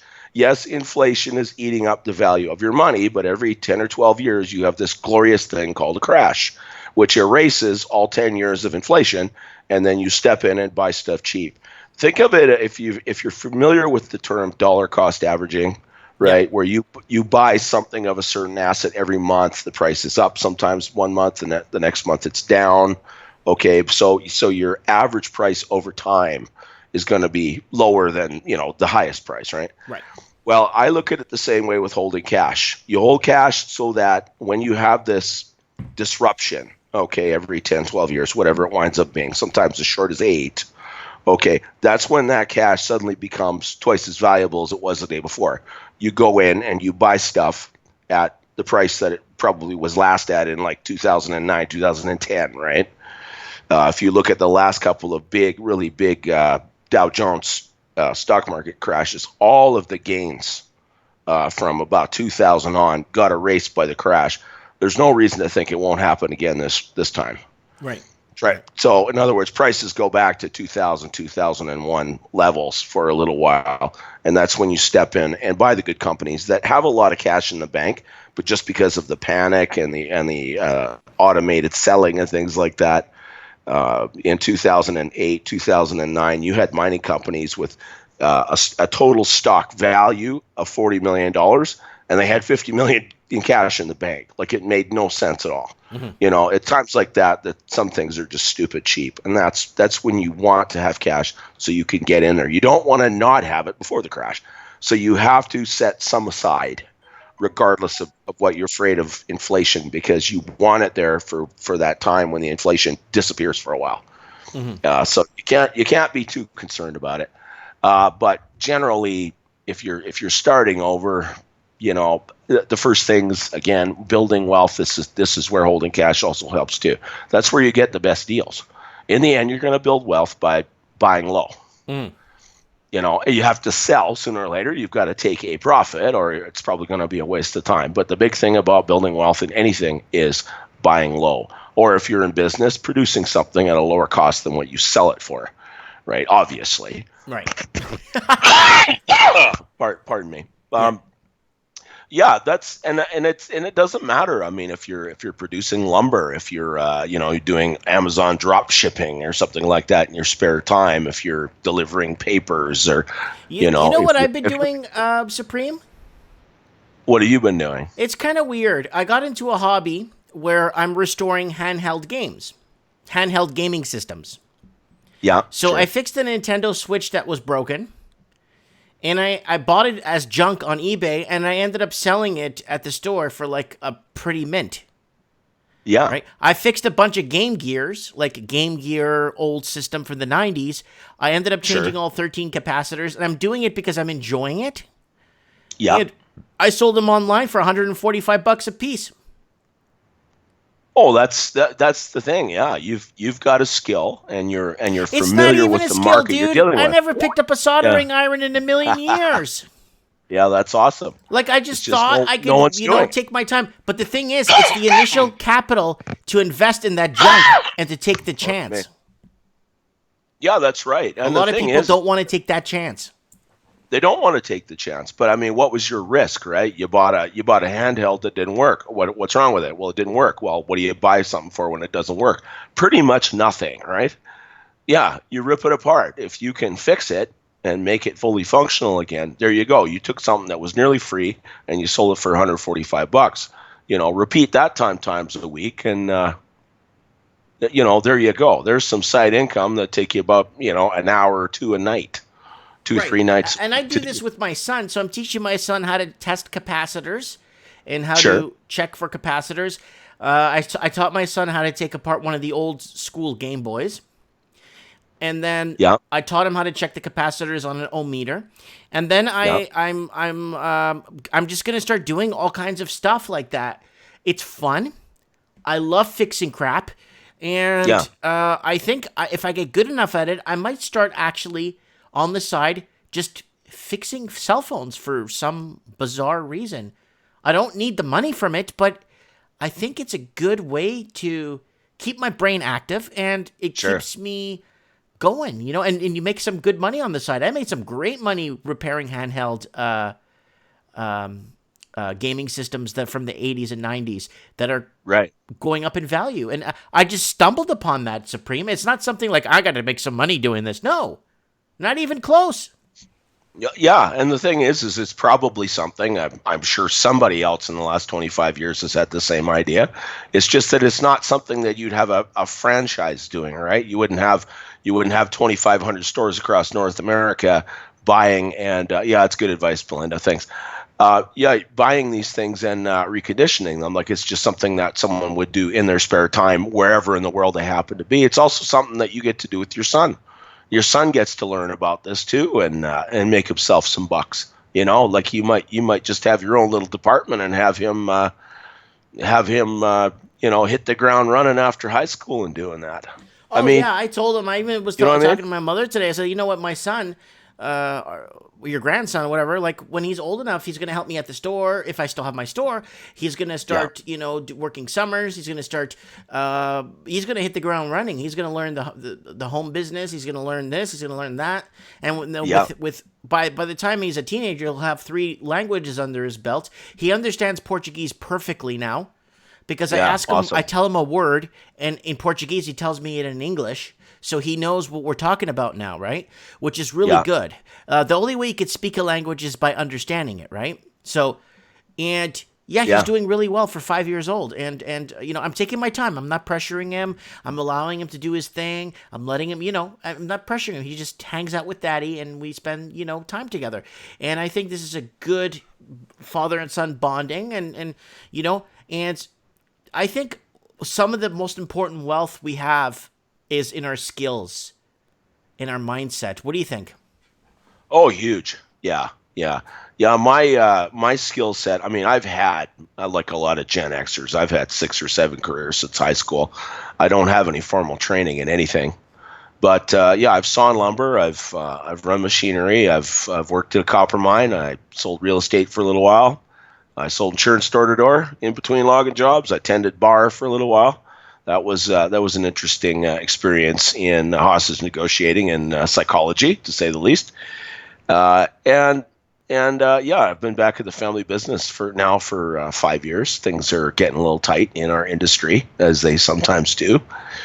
But the thing is that because I'm self-employed, I'm also prepared. That's the other reason you hold cash, guys. That's the other reason that, if you're not going to have EI, you don't immediately know where your next, paycheck's coming from. Well, you better make sure you put some away so you don't have to panic. And that's something I'd like to address too, about what Solid Extra said as well. Don't think about investing in the in the stock market. No, Raven, that one maybe I'll save when I have my own channel. Yeah, hookers and JP Morgan, Lord Humongous. That's right. That's where the money will be. It always is. The thing is, if you're self-employed, especially, okay, theoretically you have EI, you have other things to fall back on if you pull a paycheck from somebody else. But if you're self-employed, the first thing you want to do, as I always say, once your debts are covered, and I would say even before then, put at least 6 months worth of expenses away.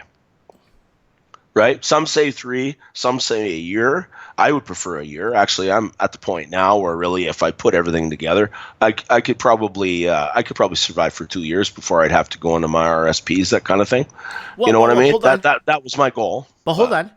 Yeah. Getting your debt level or your cost of living down to nothing. Like right now, for me, all I have to take care of is my property tax and my electricity bill and my gas bill and my cable or internet, whatever. But other people have rent, credit cards, car payments. See, if you can get down to, you know how I used to do it, Supreme? I would take my debt for the month. I would take all my debts for the month. This is when I was 15. I was thinking like this. I would take everything that I had. I used to have a pager when I was 15, and it was $12 a month for my pager. I would put down all my debts, and then I would divide it by 31 days in the month and see how much money on average I am spending per day, and then subtracting it from how much I'm earning per day. And I could see where I'm at right there. And I was always spending more than what I was making when I was a kid, because I never made enough as a kid. But I kind of understood that at a young age. So people taking all their debts and see how much per day it costs them to live. Yeah, you need to know those things. The big thing, guys, is you got to look at your life, okay, as you incorporated. You want to build wealth. You are ultimately your own business regardless, right? You've got income, you've got expenses, you've got maintenance. You might have successor planning, you know what I mean? Having kids and stuff like that. You've got things, most people's lives and most people's households in a way are like a microstate, and you have to run it like a national economy and hopefully do a better job than, actual national economies get run. But in terms of building wealth, the big thing from what Mike has been saying, what I've been saying, is you've got to do it consciously. You have to understand that this is what you're doing. It's not just a matter of, okay, well, I'm going to spend less than I make. Well, that's good. That's a strategy for savings. It's what you do with the savings after you've got the certain minimum amount you need to make sure that you don't have to worry about making that monthly nut for, I would say at least 6 months. If you have zero cash in the bank and it costs you, $30,000 to make your payments and buy groceries for 6 months, and there's really not a way to cut that back, well then you need to do that on a crash basis. You need to do that as an absolute emergency. We're going to have a recession. They happen on a regular basis. Will it be the big one? Well, whether it is or not, if it is the big one, then that means the cash you have will probably buy twice as much as if it was just a regular recession. Let's rephrase that, Supreme, for our listeners. Let's rephrase this for our listeners. Would they allow it to be the big one? That's the question. Well, they can stop it up to a point. That's for sure. I mean, this whole repo market thing has been going on for the last month or so. Yeah, they can inject short-term, I mean, they just roll the short-term paper over indefinitely. It doesn't matter. It's still QE, no matter what you call it. They can do that, but the problem is that if that money is just to keep the banks afloat, but people aren't working because you have a meltdown in real estate, right? Like sooner or later, this money has to actually get out into the private sector and generate the wealth so that you can make the actual payments on all this debt that they're trying to get you to take out, right? If you can no longer make payments, then they can't create any more money because it's all borrowed into existence, right? Right. The problem is they're lending out. I think they're over leveraging the money they're lending per day or per week or what they're doing. I think they're over leveraging they're overspreading on what the value of the collateral is. And that's what's scaring me about this. And if the banks, the overnight rate, how it works is basically when the bank shuts down at night, they need to have X X amount of liquidity in their systems. The problem is when they don't, they usually borrow from another bank that has some liquidity to get them set for the overnight rate, so they're okay, right? But that's right. But the problem with this is the feds are creating this liquidity and this buyback. But I think the missing link or the XY in this algorithm that we're trying to figure out, I don't think there's enough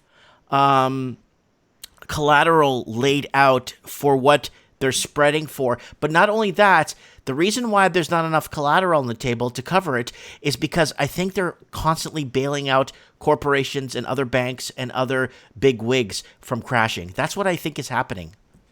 Oh, I think so. I think there's probably been money flowing out the door continuously. You know, they keep saying we're gonna shrink our balance sheet, and I don't really see how they could do that.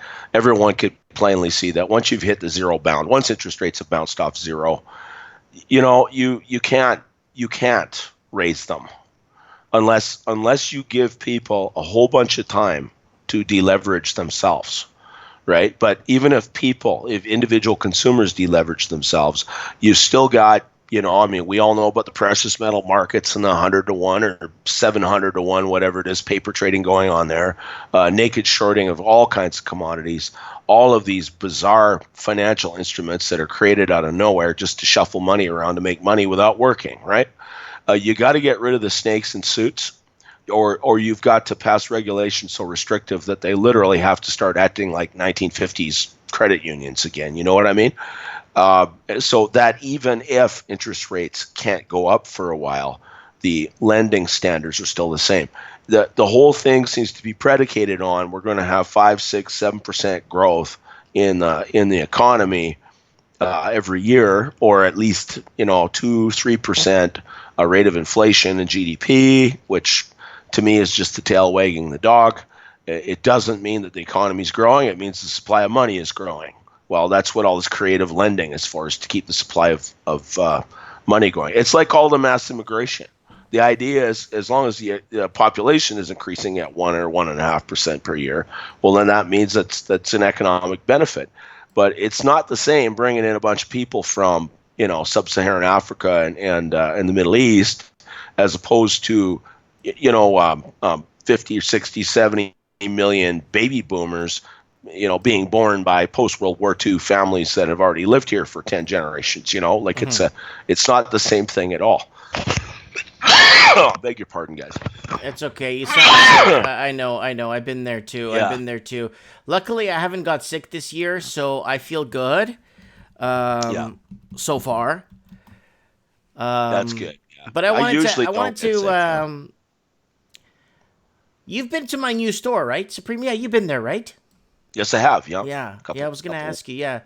Did you hear about what happened after my Facebook page reached 1,000 likes on it? I just got bombarded with a ton of 1-star reviews. I did see some of that. Yeah. That's pretty bad, man. Just when you think you think you're getting somewhere, and you're getting somewhere, and then boom, somebody comes in and just, because it does hinder the business, because then people that want to travel to see me or coming to the store might think twice, right? Mexico. Yeah, that's right. Yeah, no, you've pointed that out some of your other shows too. You know where these are coming from, right? Yeah. Mexico. It's just the same ignorant dudes. If the have you reported it to Facebook? Have you complained? Oh, it's Google Maps. Oh yeah, okay. Mm. Yeah, they're just being sweeties. Then, in other words, the only bad review I have on my Facebook reviews, because Facebook is linked to a real person, right? Yeah.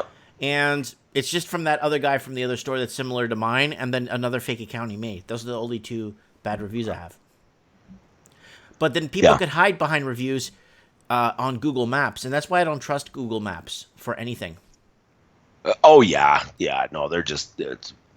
You got some bored people that have decided that you're the lucky guy.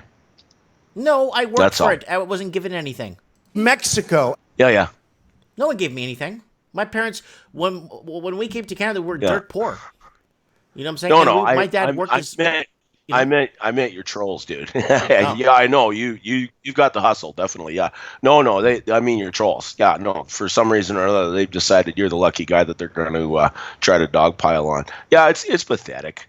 The big thing is that your views get throttled, your subscriptions probably get throttled. Demonetization. Well, if YouTube is losing that much money in a year, all kinds of channels are being demonetized, whether they think they did anything wrong or not. It's just they need a reason to demonetize. So they say, well, you didn't meet certain community standards. All it means is we don't have any money to give you.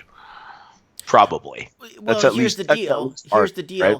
It's like remember we talked about this about maybe 8 months ago, how I'm a conservative. I believe in conservatism. I believe that if I want to create 1,000 cell phones a year at my house and sell them for profit and produce and export and create my own economy within my family, then there's someone down the street that hates that and wants what I have but not work for it. That's why I believe in conservatism, and I believe in a conservative family and growing the right morals and the right, that's just me. That's just how I was raised. My dad was very big military, my dad. You saw the photos of my dad in the military? Oh, yeah. Huh? Yeah, you betcha. Yeah. Yeah, you showed me all that stuff. Yeah. Yeah. And it's it's like regulation, taxation, all of those things. You go through cycles where the stuff gets so ridiculously bad for so long, and then either you have a change in technology or you have a change in paradigm or something else happens, and some rival finally reaches a position of power where you have to do something. Mm-hmm. And then at that point, it seems like all kinds of regulations either just become redundant, even if they can't be removed from the books, they don't apply to you anymore, or you do have someone that will go along with pitchfork and a hay fork and a truck and just start going through the rule books and start chucking stuff out, or just pass a bill saying, okay, from now on, forget all that crap. We're going to do this. I mean, there are still states in the U.S. where they've got laws for automobiles where they can't go more than 20 mile an hour, and you got to have someone with a coal oil lamp walking in front of you at night. Obviously, you don't need to remove those rules because they mean nothing anymore, right? I found the same thing. We had a little sawmill here back in the late 90s, early 2000s, and for a while we were actually growing pretty good. We had a China trade going of our own at the time, but we had a 62-cent dollar, which helped a lot. And we did notice that there were a lot of people in the North Shuswap that after a while would not sell us wood because we just got to the part where it looked like they were, they just thought that we were getting too big for our britches. And after that, they didn't want to talk to us. I mean, we paid our bills. We never swaggered. We never tried to step on anybody's toes. We just tried to make a business and employ some people, and hopefully you have some fun and make some money, right? That's what it's all about. Sorry, guys. And Mexico. And in the end, that's what happened. Like you got this jealousy, and I don't know why. I don't get it. Like there were a lot of people that were working regular jobs, made more money than we did at that game. Yep. But that's how it is in business. You spend a lot of money trying to make something fly, and if it doesn't work, then you're going to take a 90-cent on the dollar hit. That's what it is. I mean, everything is a risk, right? That's the thing about the private sector that the public sector never appreciates. It's the risk. Oh, well, you make all this money, you make all this profits, and you only pay your people this much. Yeah, well, there's a risk involved. Mm-hmm. And that in the end is what the reward is supposed to be. Profit is supposed to be a reward for taking a risk. There was something about that the other day about I think it was either Amazon or Walmart, where the CEO in between salary and stock options, he makes $23 million a year, and the lowest people on the floor make $23,000. Well, there's 2.2 million employees, right? He's responsible for. Like that's $11 per employee per year that he's responsible for.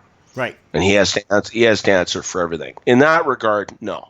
Now, banks is a different issue. I have absolutely no regard for them whatsoever, because with 0% interest rates, they're getting their money from the central banks for free.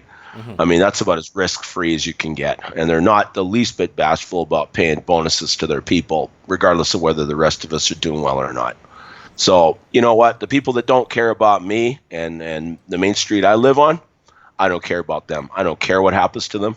I don't give a crap if they have jobs or not. Hold on. And you know what? That's just go ahead. We got a message here from Shanghai Larry, who is in the northeast of China. He's saying that several banks closed. Oh boy. Yeah, several banks closed and bank machines out of order. I bet. Yeah. Yeah, he just sent me that. Okay, hold on. He's saying something else. He's just messaging something so I can see the little dots moving. Sure, go for it. And he's saying, government announced again to buy gold, silver. Yeah, get some, guys.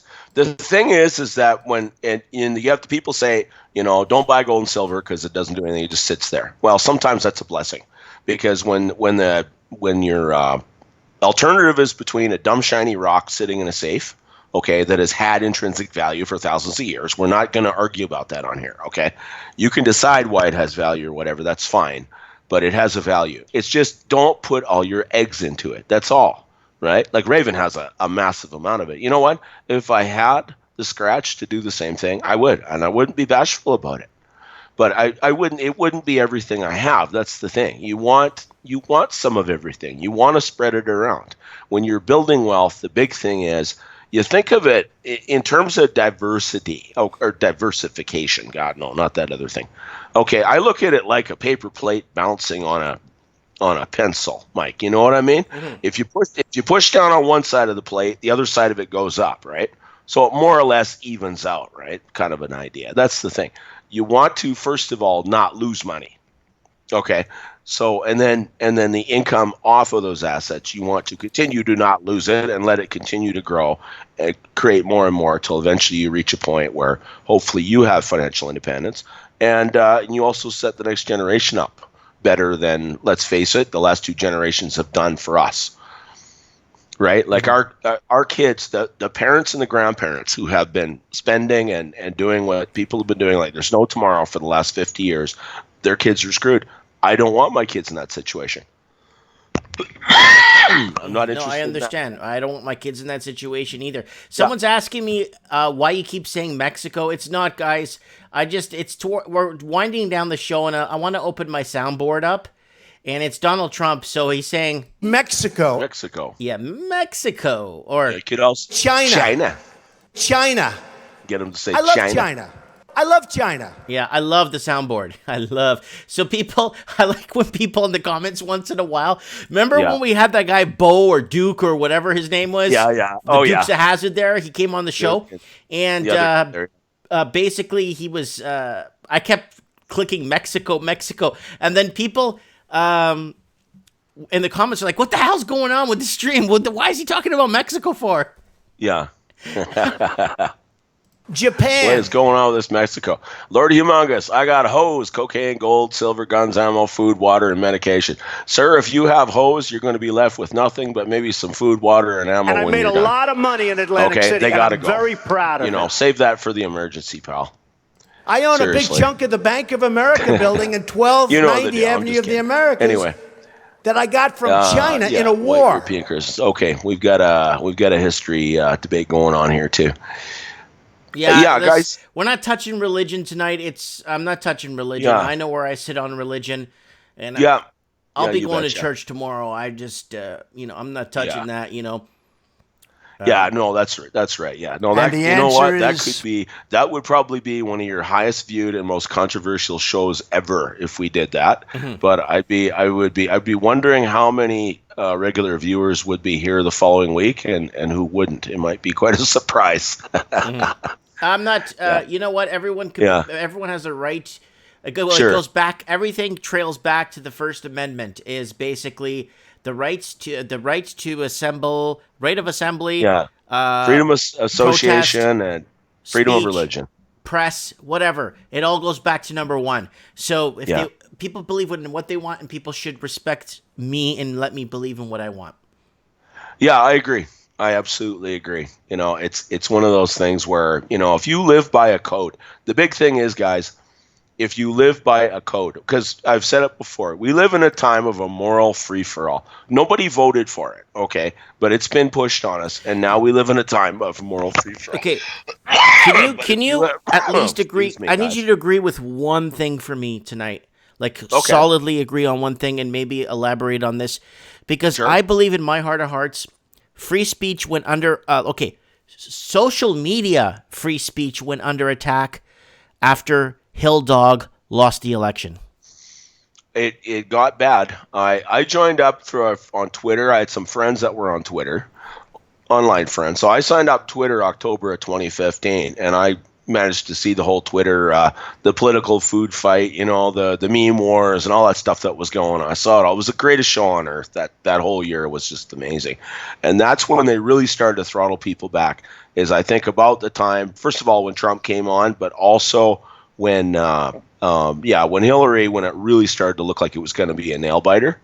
I mean, regardless of what the polls were saying and what the news agencies were telling everyone, they had access to the exact same polls as Trump's team.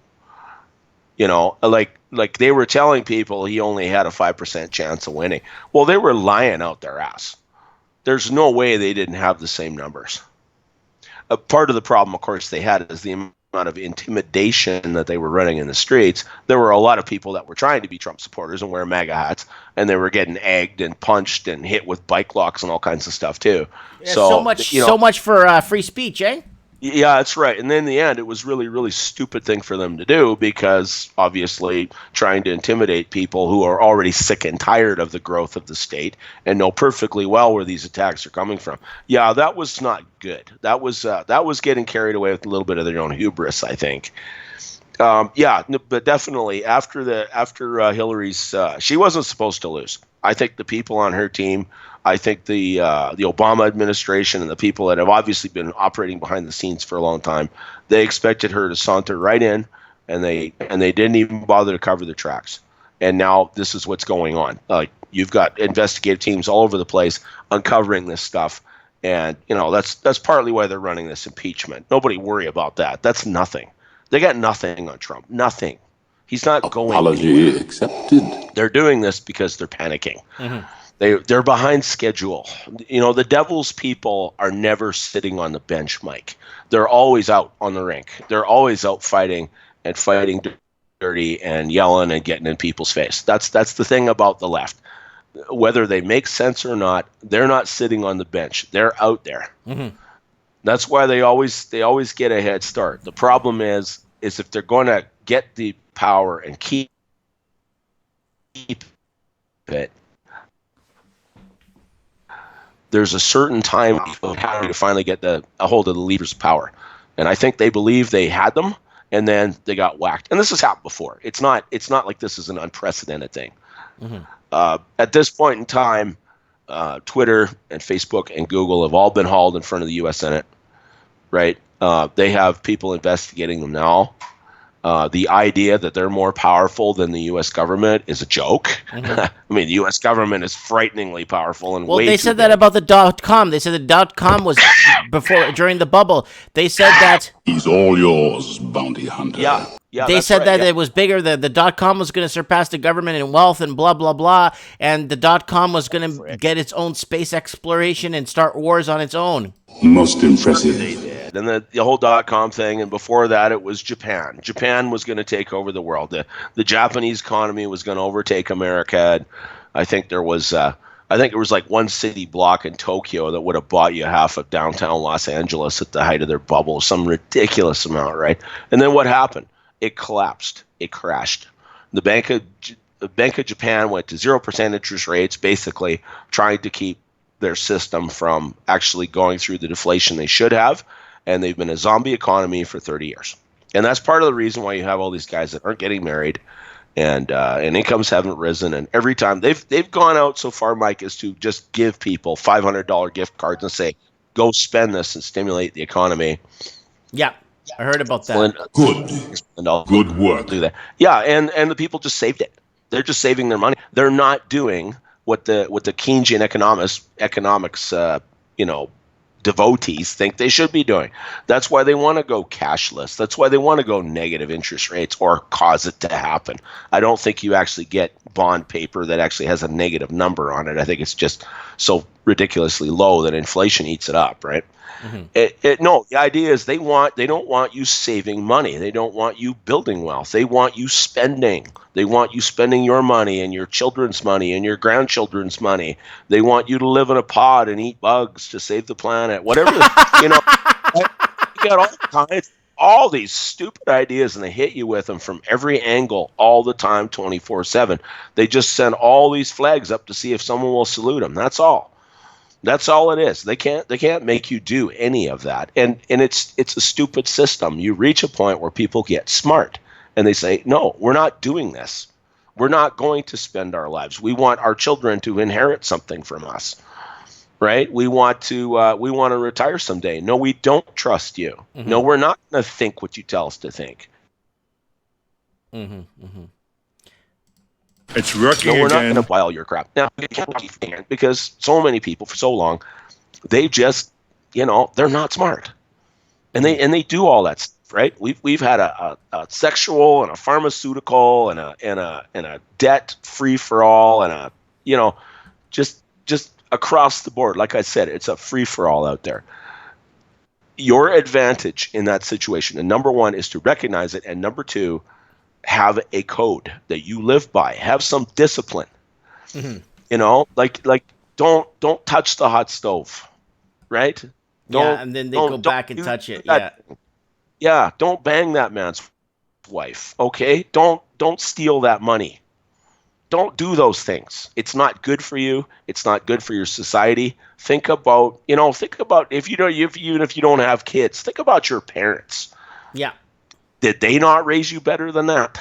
You've got to live by your own values, because there's just no lighthouses out there at all right now, guys, and especially in the halls of power, where the money and the policies are made. There's no principle there at all, and there's a civil war going on there too. Don't believe that it's all evil people running everything. Okay, there's good people in there too.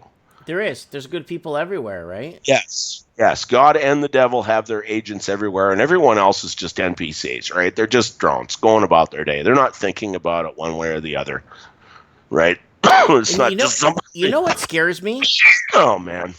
You know how we're thinking like, okay, guys, God's on our side. He won't let us down. You know what I'm saying? Yeah. Well, the other guys know. We know God's not on our side, and we know we're not doing it right, but we're on our own and we don't care. Imagine being so soulless like that.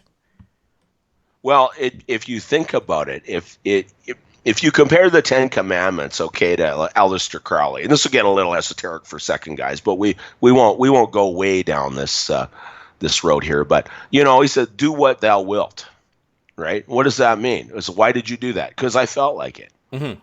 Right? And the whole idea is, as long as it didn't get the police involved, well, it's a victimless crime. Right. Right? It's like you only break the law when you get caught. That's right. Yeah, just don't get caught. That's my favorite line. People say, "Have you been staying out of trouble?" I say, "No, but I've been avoiding detection," so it's basically the same thing, right? And I mean that as a joke. But the idea is, no, at some point in time, you have to have a certain amount of integrity. You can't just believe that, no, you go do whatever you want as long as nobody saw you, it doesn't matter. Right? Like, I don't know. I can't relate to people like that at all. And it doesn't mean I've never done anything wrong or anything I regret it. But the point is, I did regret it. And I didn't do it again.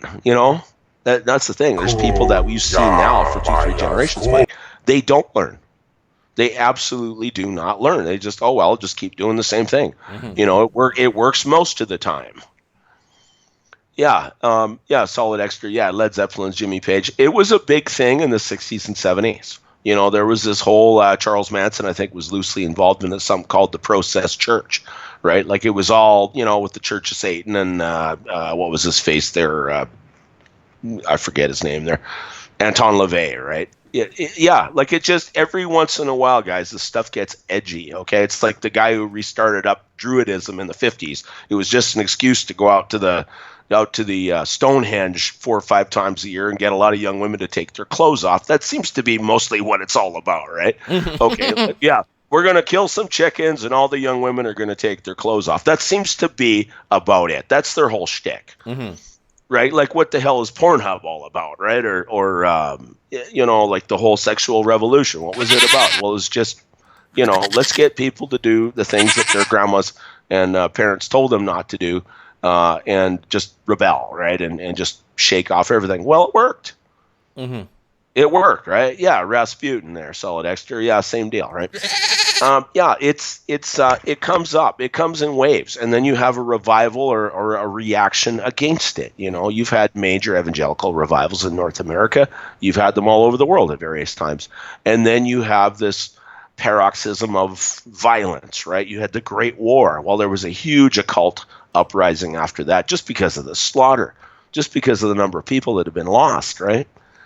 And then that led to the Tula Society and all these things that Hitler and his groups were involved in. Madame Blavatsky. Oh, Hitler and his cronies scoured the globe looking for religious relics and all kinds of stuff, man. Yeah, they were in India. Yeah, that's where the swastika came from. The swastika is practically banned today. I mean, Hindus, the Apaches, like it meant a good luck. It was like a good luck thing.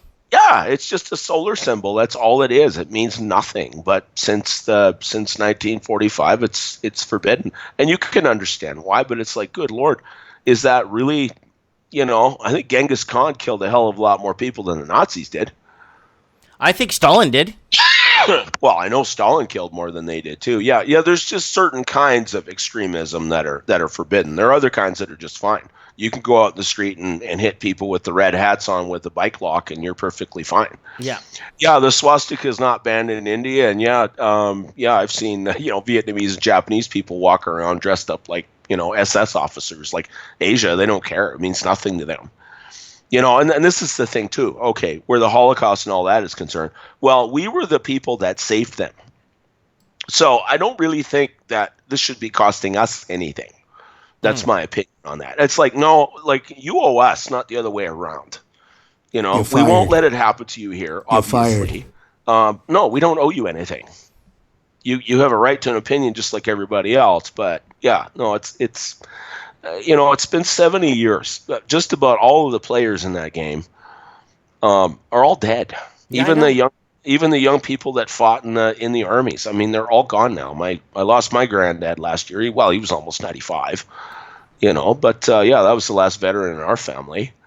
Like, you don't want to repeat those things, but good God, like, at some point in time, it's just something for the history books, and you've got to move on. Mm-hmm.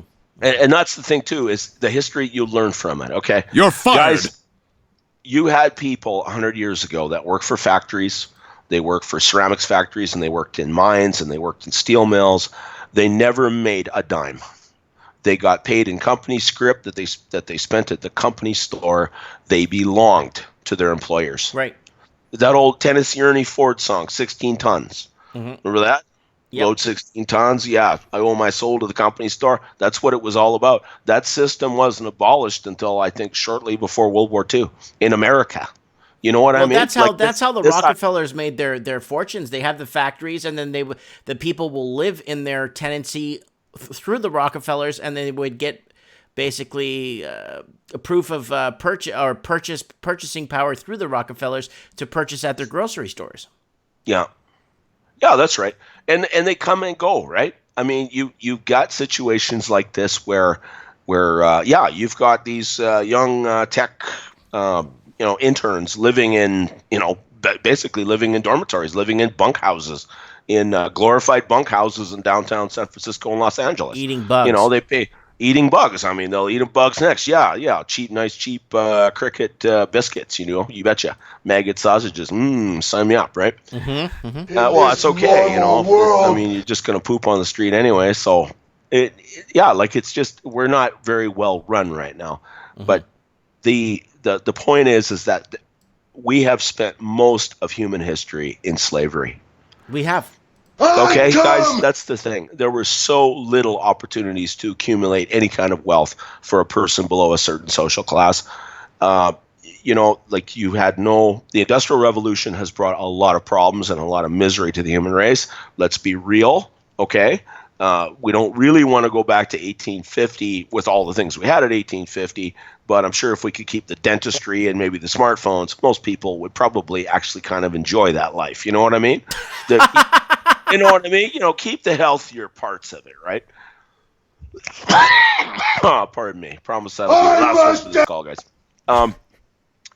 Slavery is the natural state of human beings.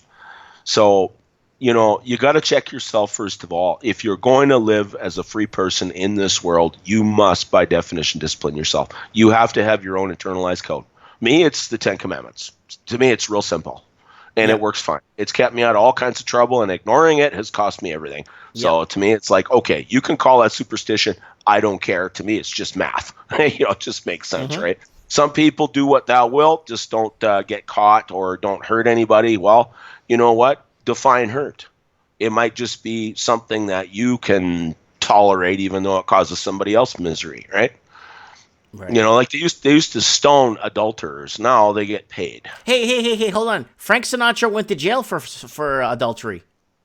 Yeah. Well, yeah, we used to be a fairly sensible and civilized country up until the 1960s. You know what I mean? Mm-hmm. There were a lot of things that, you could do that thing. You could give into that temptation, but there was an understanding that there was a social cost to it. Right. And that other people were going to have to pay it. And that's not right.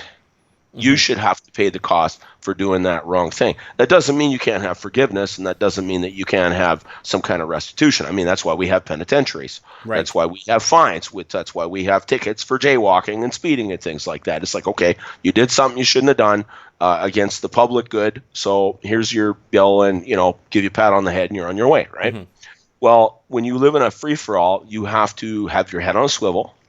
Okay, and you got to live by your own internal code, and you need to find people who share that code so that you have people to trust. When you don't have a common social code anymore or culture, then you don't have a high trust society. That's why you don't send your kids 3 blocks to the store anymore without accompaniment, right? Because you used to be able to do that because everybody more or less had the same values. Right. And their kids were out on the street too. Well, everyone's working, and the kids are in daycare or they're in school all day, and but it wasn't that way for a long time. And it's going to be a long time until something like that comes back. So I don't know what's going to happen, but in the meantime, the best way to ensure that you have as little to worry about as possible, that your future generations of your family have as little to worry about as possible, and that you can be a base, right, for a renewal to build around. Right. Right. That's why I bought my house in the middle of nowhere, because all I need is a good place that I could hunker down, lay some roots, and then start moving forward. You know what I'm saying? That's right. That's the thing. Just find a place to plant your feet, right? Or plant that tree and then water the damn thing and let it grow so it starts giving off fruit. That's all. That's what everybody needs. They need a place to call home where they can plant their feet. Yeah. Right. But when you're living in the city and, living as your typical bug man, bug woman, right, just chasing the money and going to the meetings and the corporate rah-rah sessions, you're not building rapport. You're not building relationships. You're not going to find love there. The concept of love has been so commoditized and cheap and really when you get down to it, and there's more than one kind of love, of course, all right? I mean, even the Bible says love, but there's like 4 different versions in the Greek, right? But all of them taken together are what forms a community. Mm-hmm. The reason we go to work is, because we love to eat, right, and breathe and have a place to sleep and stuff like that. But also it's because we love ourselves and we love the people in our lives, and we want that to go on. Yeah, like Troll Not in the comments is saying, I'm happy for Mike. Hold on, Supreme, I've been dying to use this Ultimate Warrior soundboard. Hold on a sec, all right? Okay, I'll give her. Let me see what I got here. You have lived for the last 5 WrestleManias for this one belief. Hulk Hogan. Hulk Hogan. Sorry, I've been tempted to. I come to bring the warriors together as one. I loved Ultimate Warrior. I never understood anything he said, but he was great. Yeah. Oh yeah, those were the good days. Yeah, when wrestling was actually good, I remember those days, man. I remember those days. It's this it's just like it's the biggest. It's this testosterone fueled morality play. Like it's so funny. It's just hilarious. I haven't watched it in years, but every once in a while you'll see, you'll see the new generation of wrestlers. I mean, when you see the moves and everything, it's like, most of it isn't the wrestling anymore. It's the backstory that goes with it, right? Yeah, I was more about the old stuff. I still watch I watched WrestleMania 1 with my son the other day with Mr. T and stuff. Yeah, sure. And Roddy Piper and stuff. I'm not into the whole new thing. They're just, I don't know. It just seems too scripted nowadays. It is, because the wrestling is kind of become the sideshow, right? The wrestling gets people in the door, but it's the whole, I might remember when Hulk Hogan joined the New World Order, right? And Vince McMahon would get out there and Donald Trump beat him up one time and stuff like that, like it was just putting on a show that the wrestling just brought people in the door, right? Everything else was but it was just to sell the action figures, and of course you got all the women involved in it too. Well, then that really took things up a notch. It's been, I mean, Vince McMahon is a brilliant businessman. He's he's over the top kind of a guy. He really is. And, and that's the thing. I don't want a culture where people like that can't exist. I don't like that. That doesn't work for me. I want to see some over the top. I mean, some of them are just jerks, right? And they just tick you right off. But I don't want these. I want room for over the top personalities too. Of course, I mean, you do. You don't want to shadow ban that stuff. You want that around because it creates the impression of a light at the end of the tunnel that could be you sometime, or your kid or your grandkid. Yeah. Yeah, that's right. And you don't. I mean, some of it I wish would go away. Yeah, I wish all television could just be banned. Yeah. If we could do 5 years without television, I think our culture would heal amazingly. I don't believe, and I've never believed, Mike, that we're going through a decline. I believe that somewhere in the 40s, 50s, whenever it was, Western civilization got a slow drip arsenic IV put into its neck. And we've been slowly fading away ever since. But it's not decline; it's murder. I think it would bounce back in record time.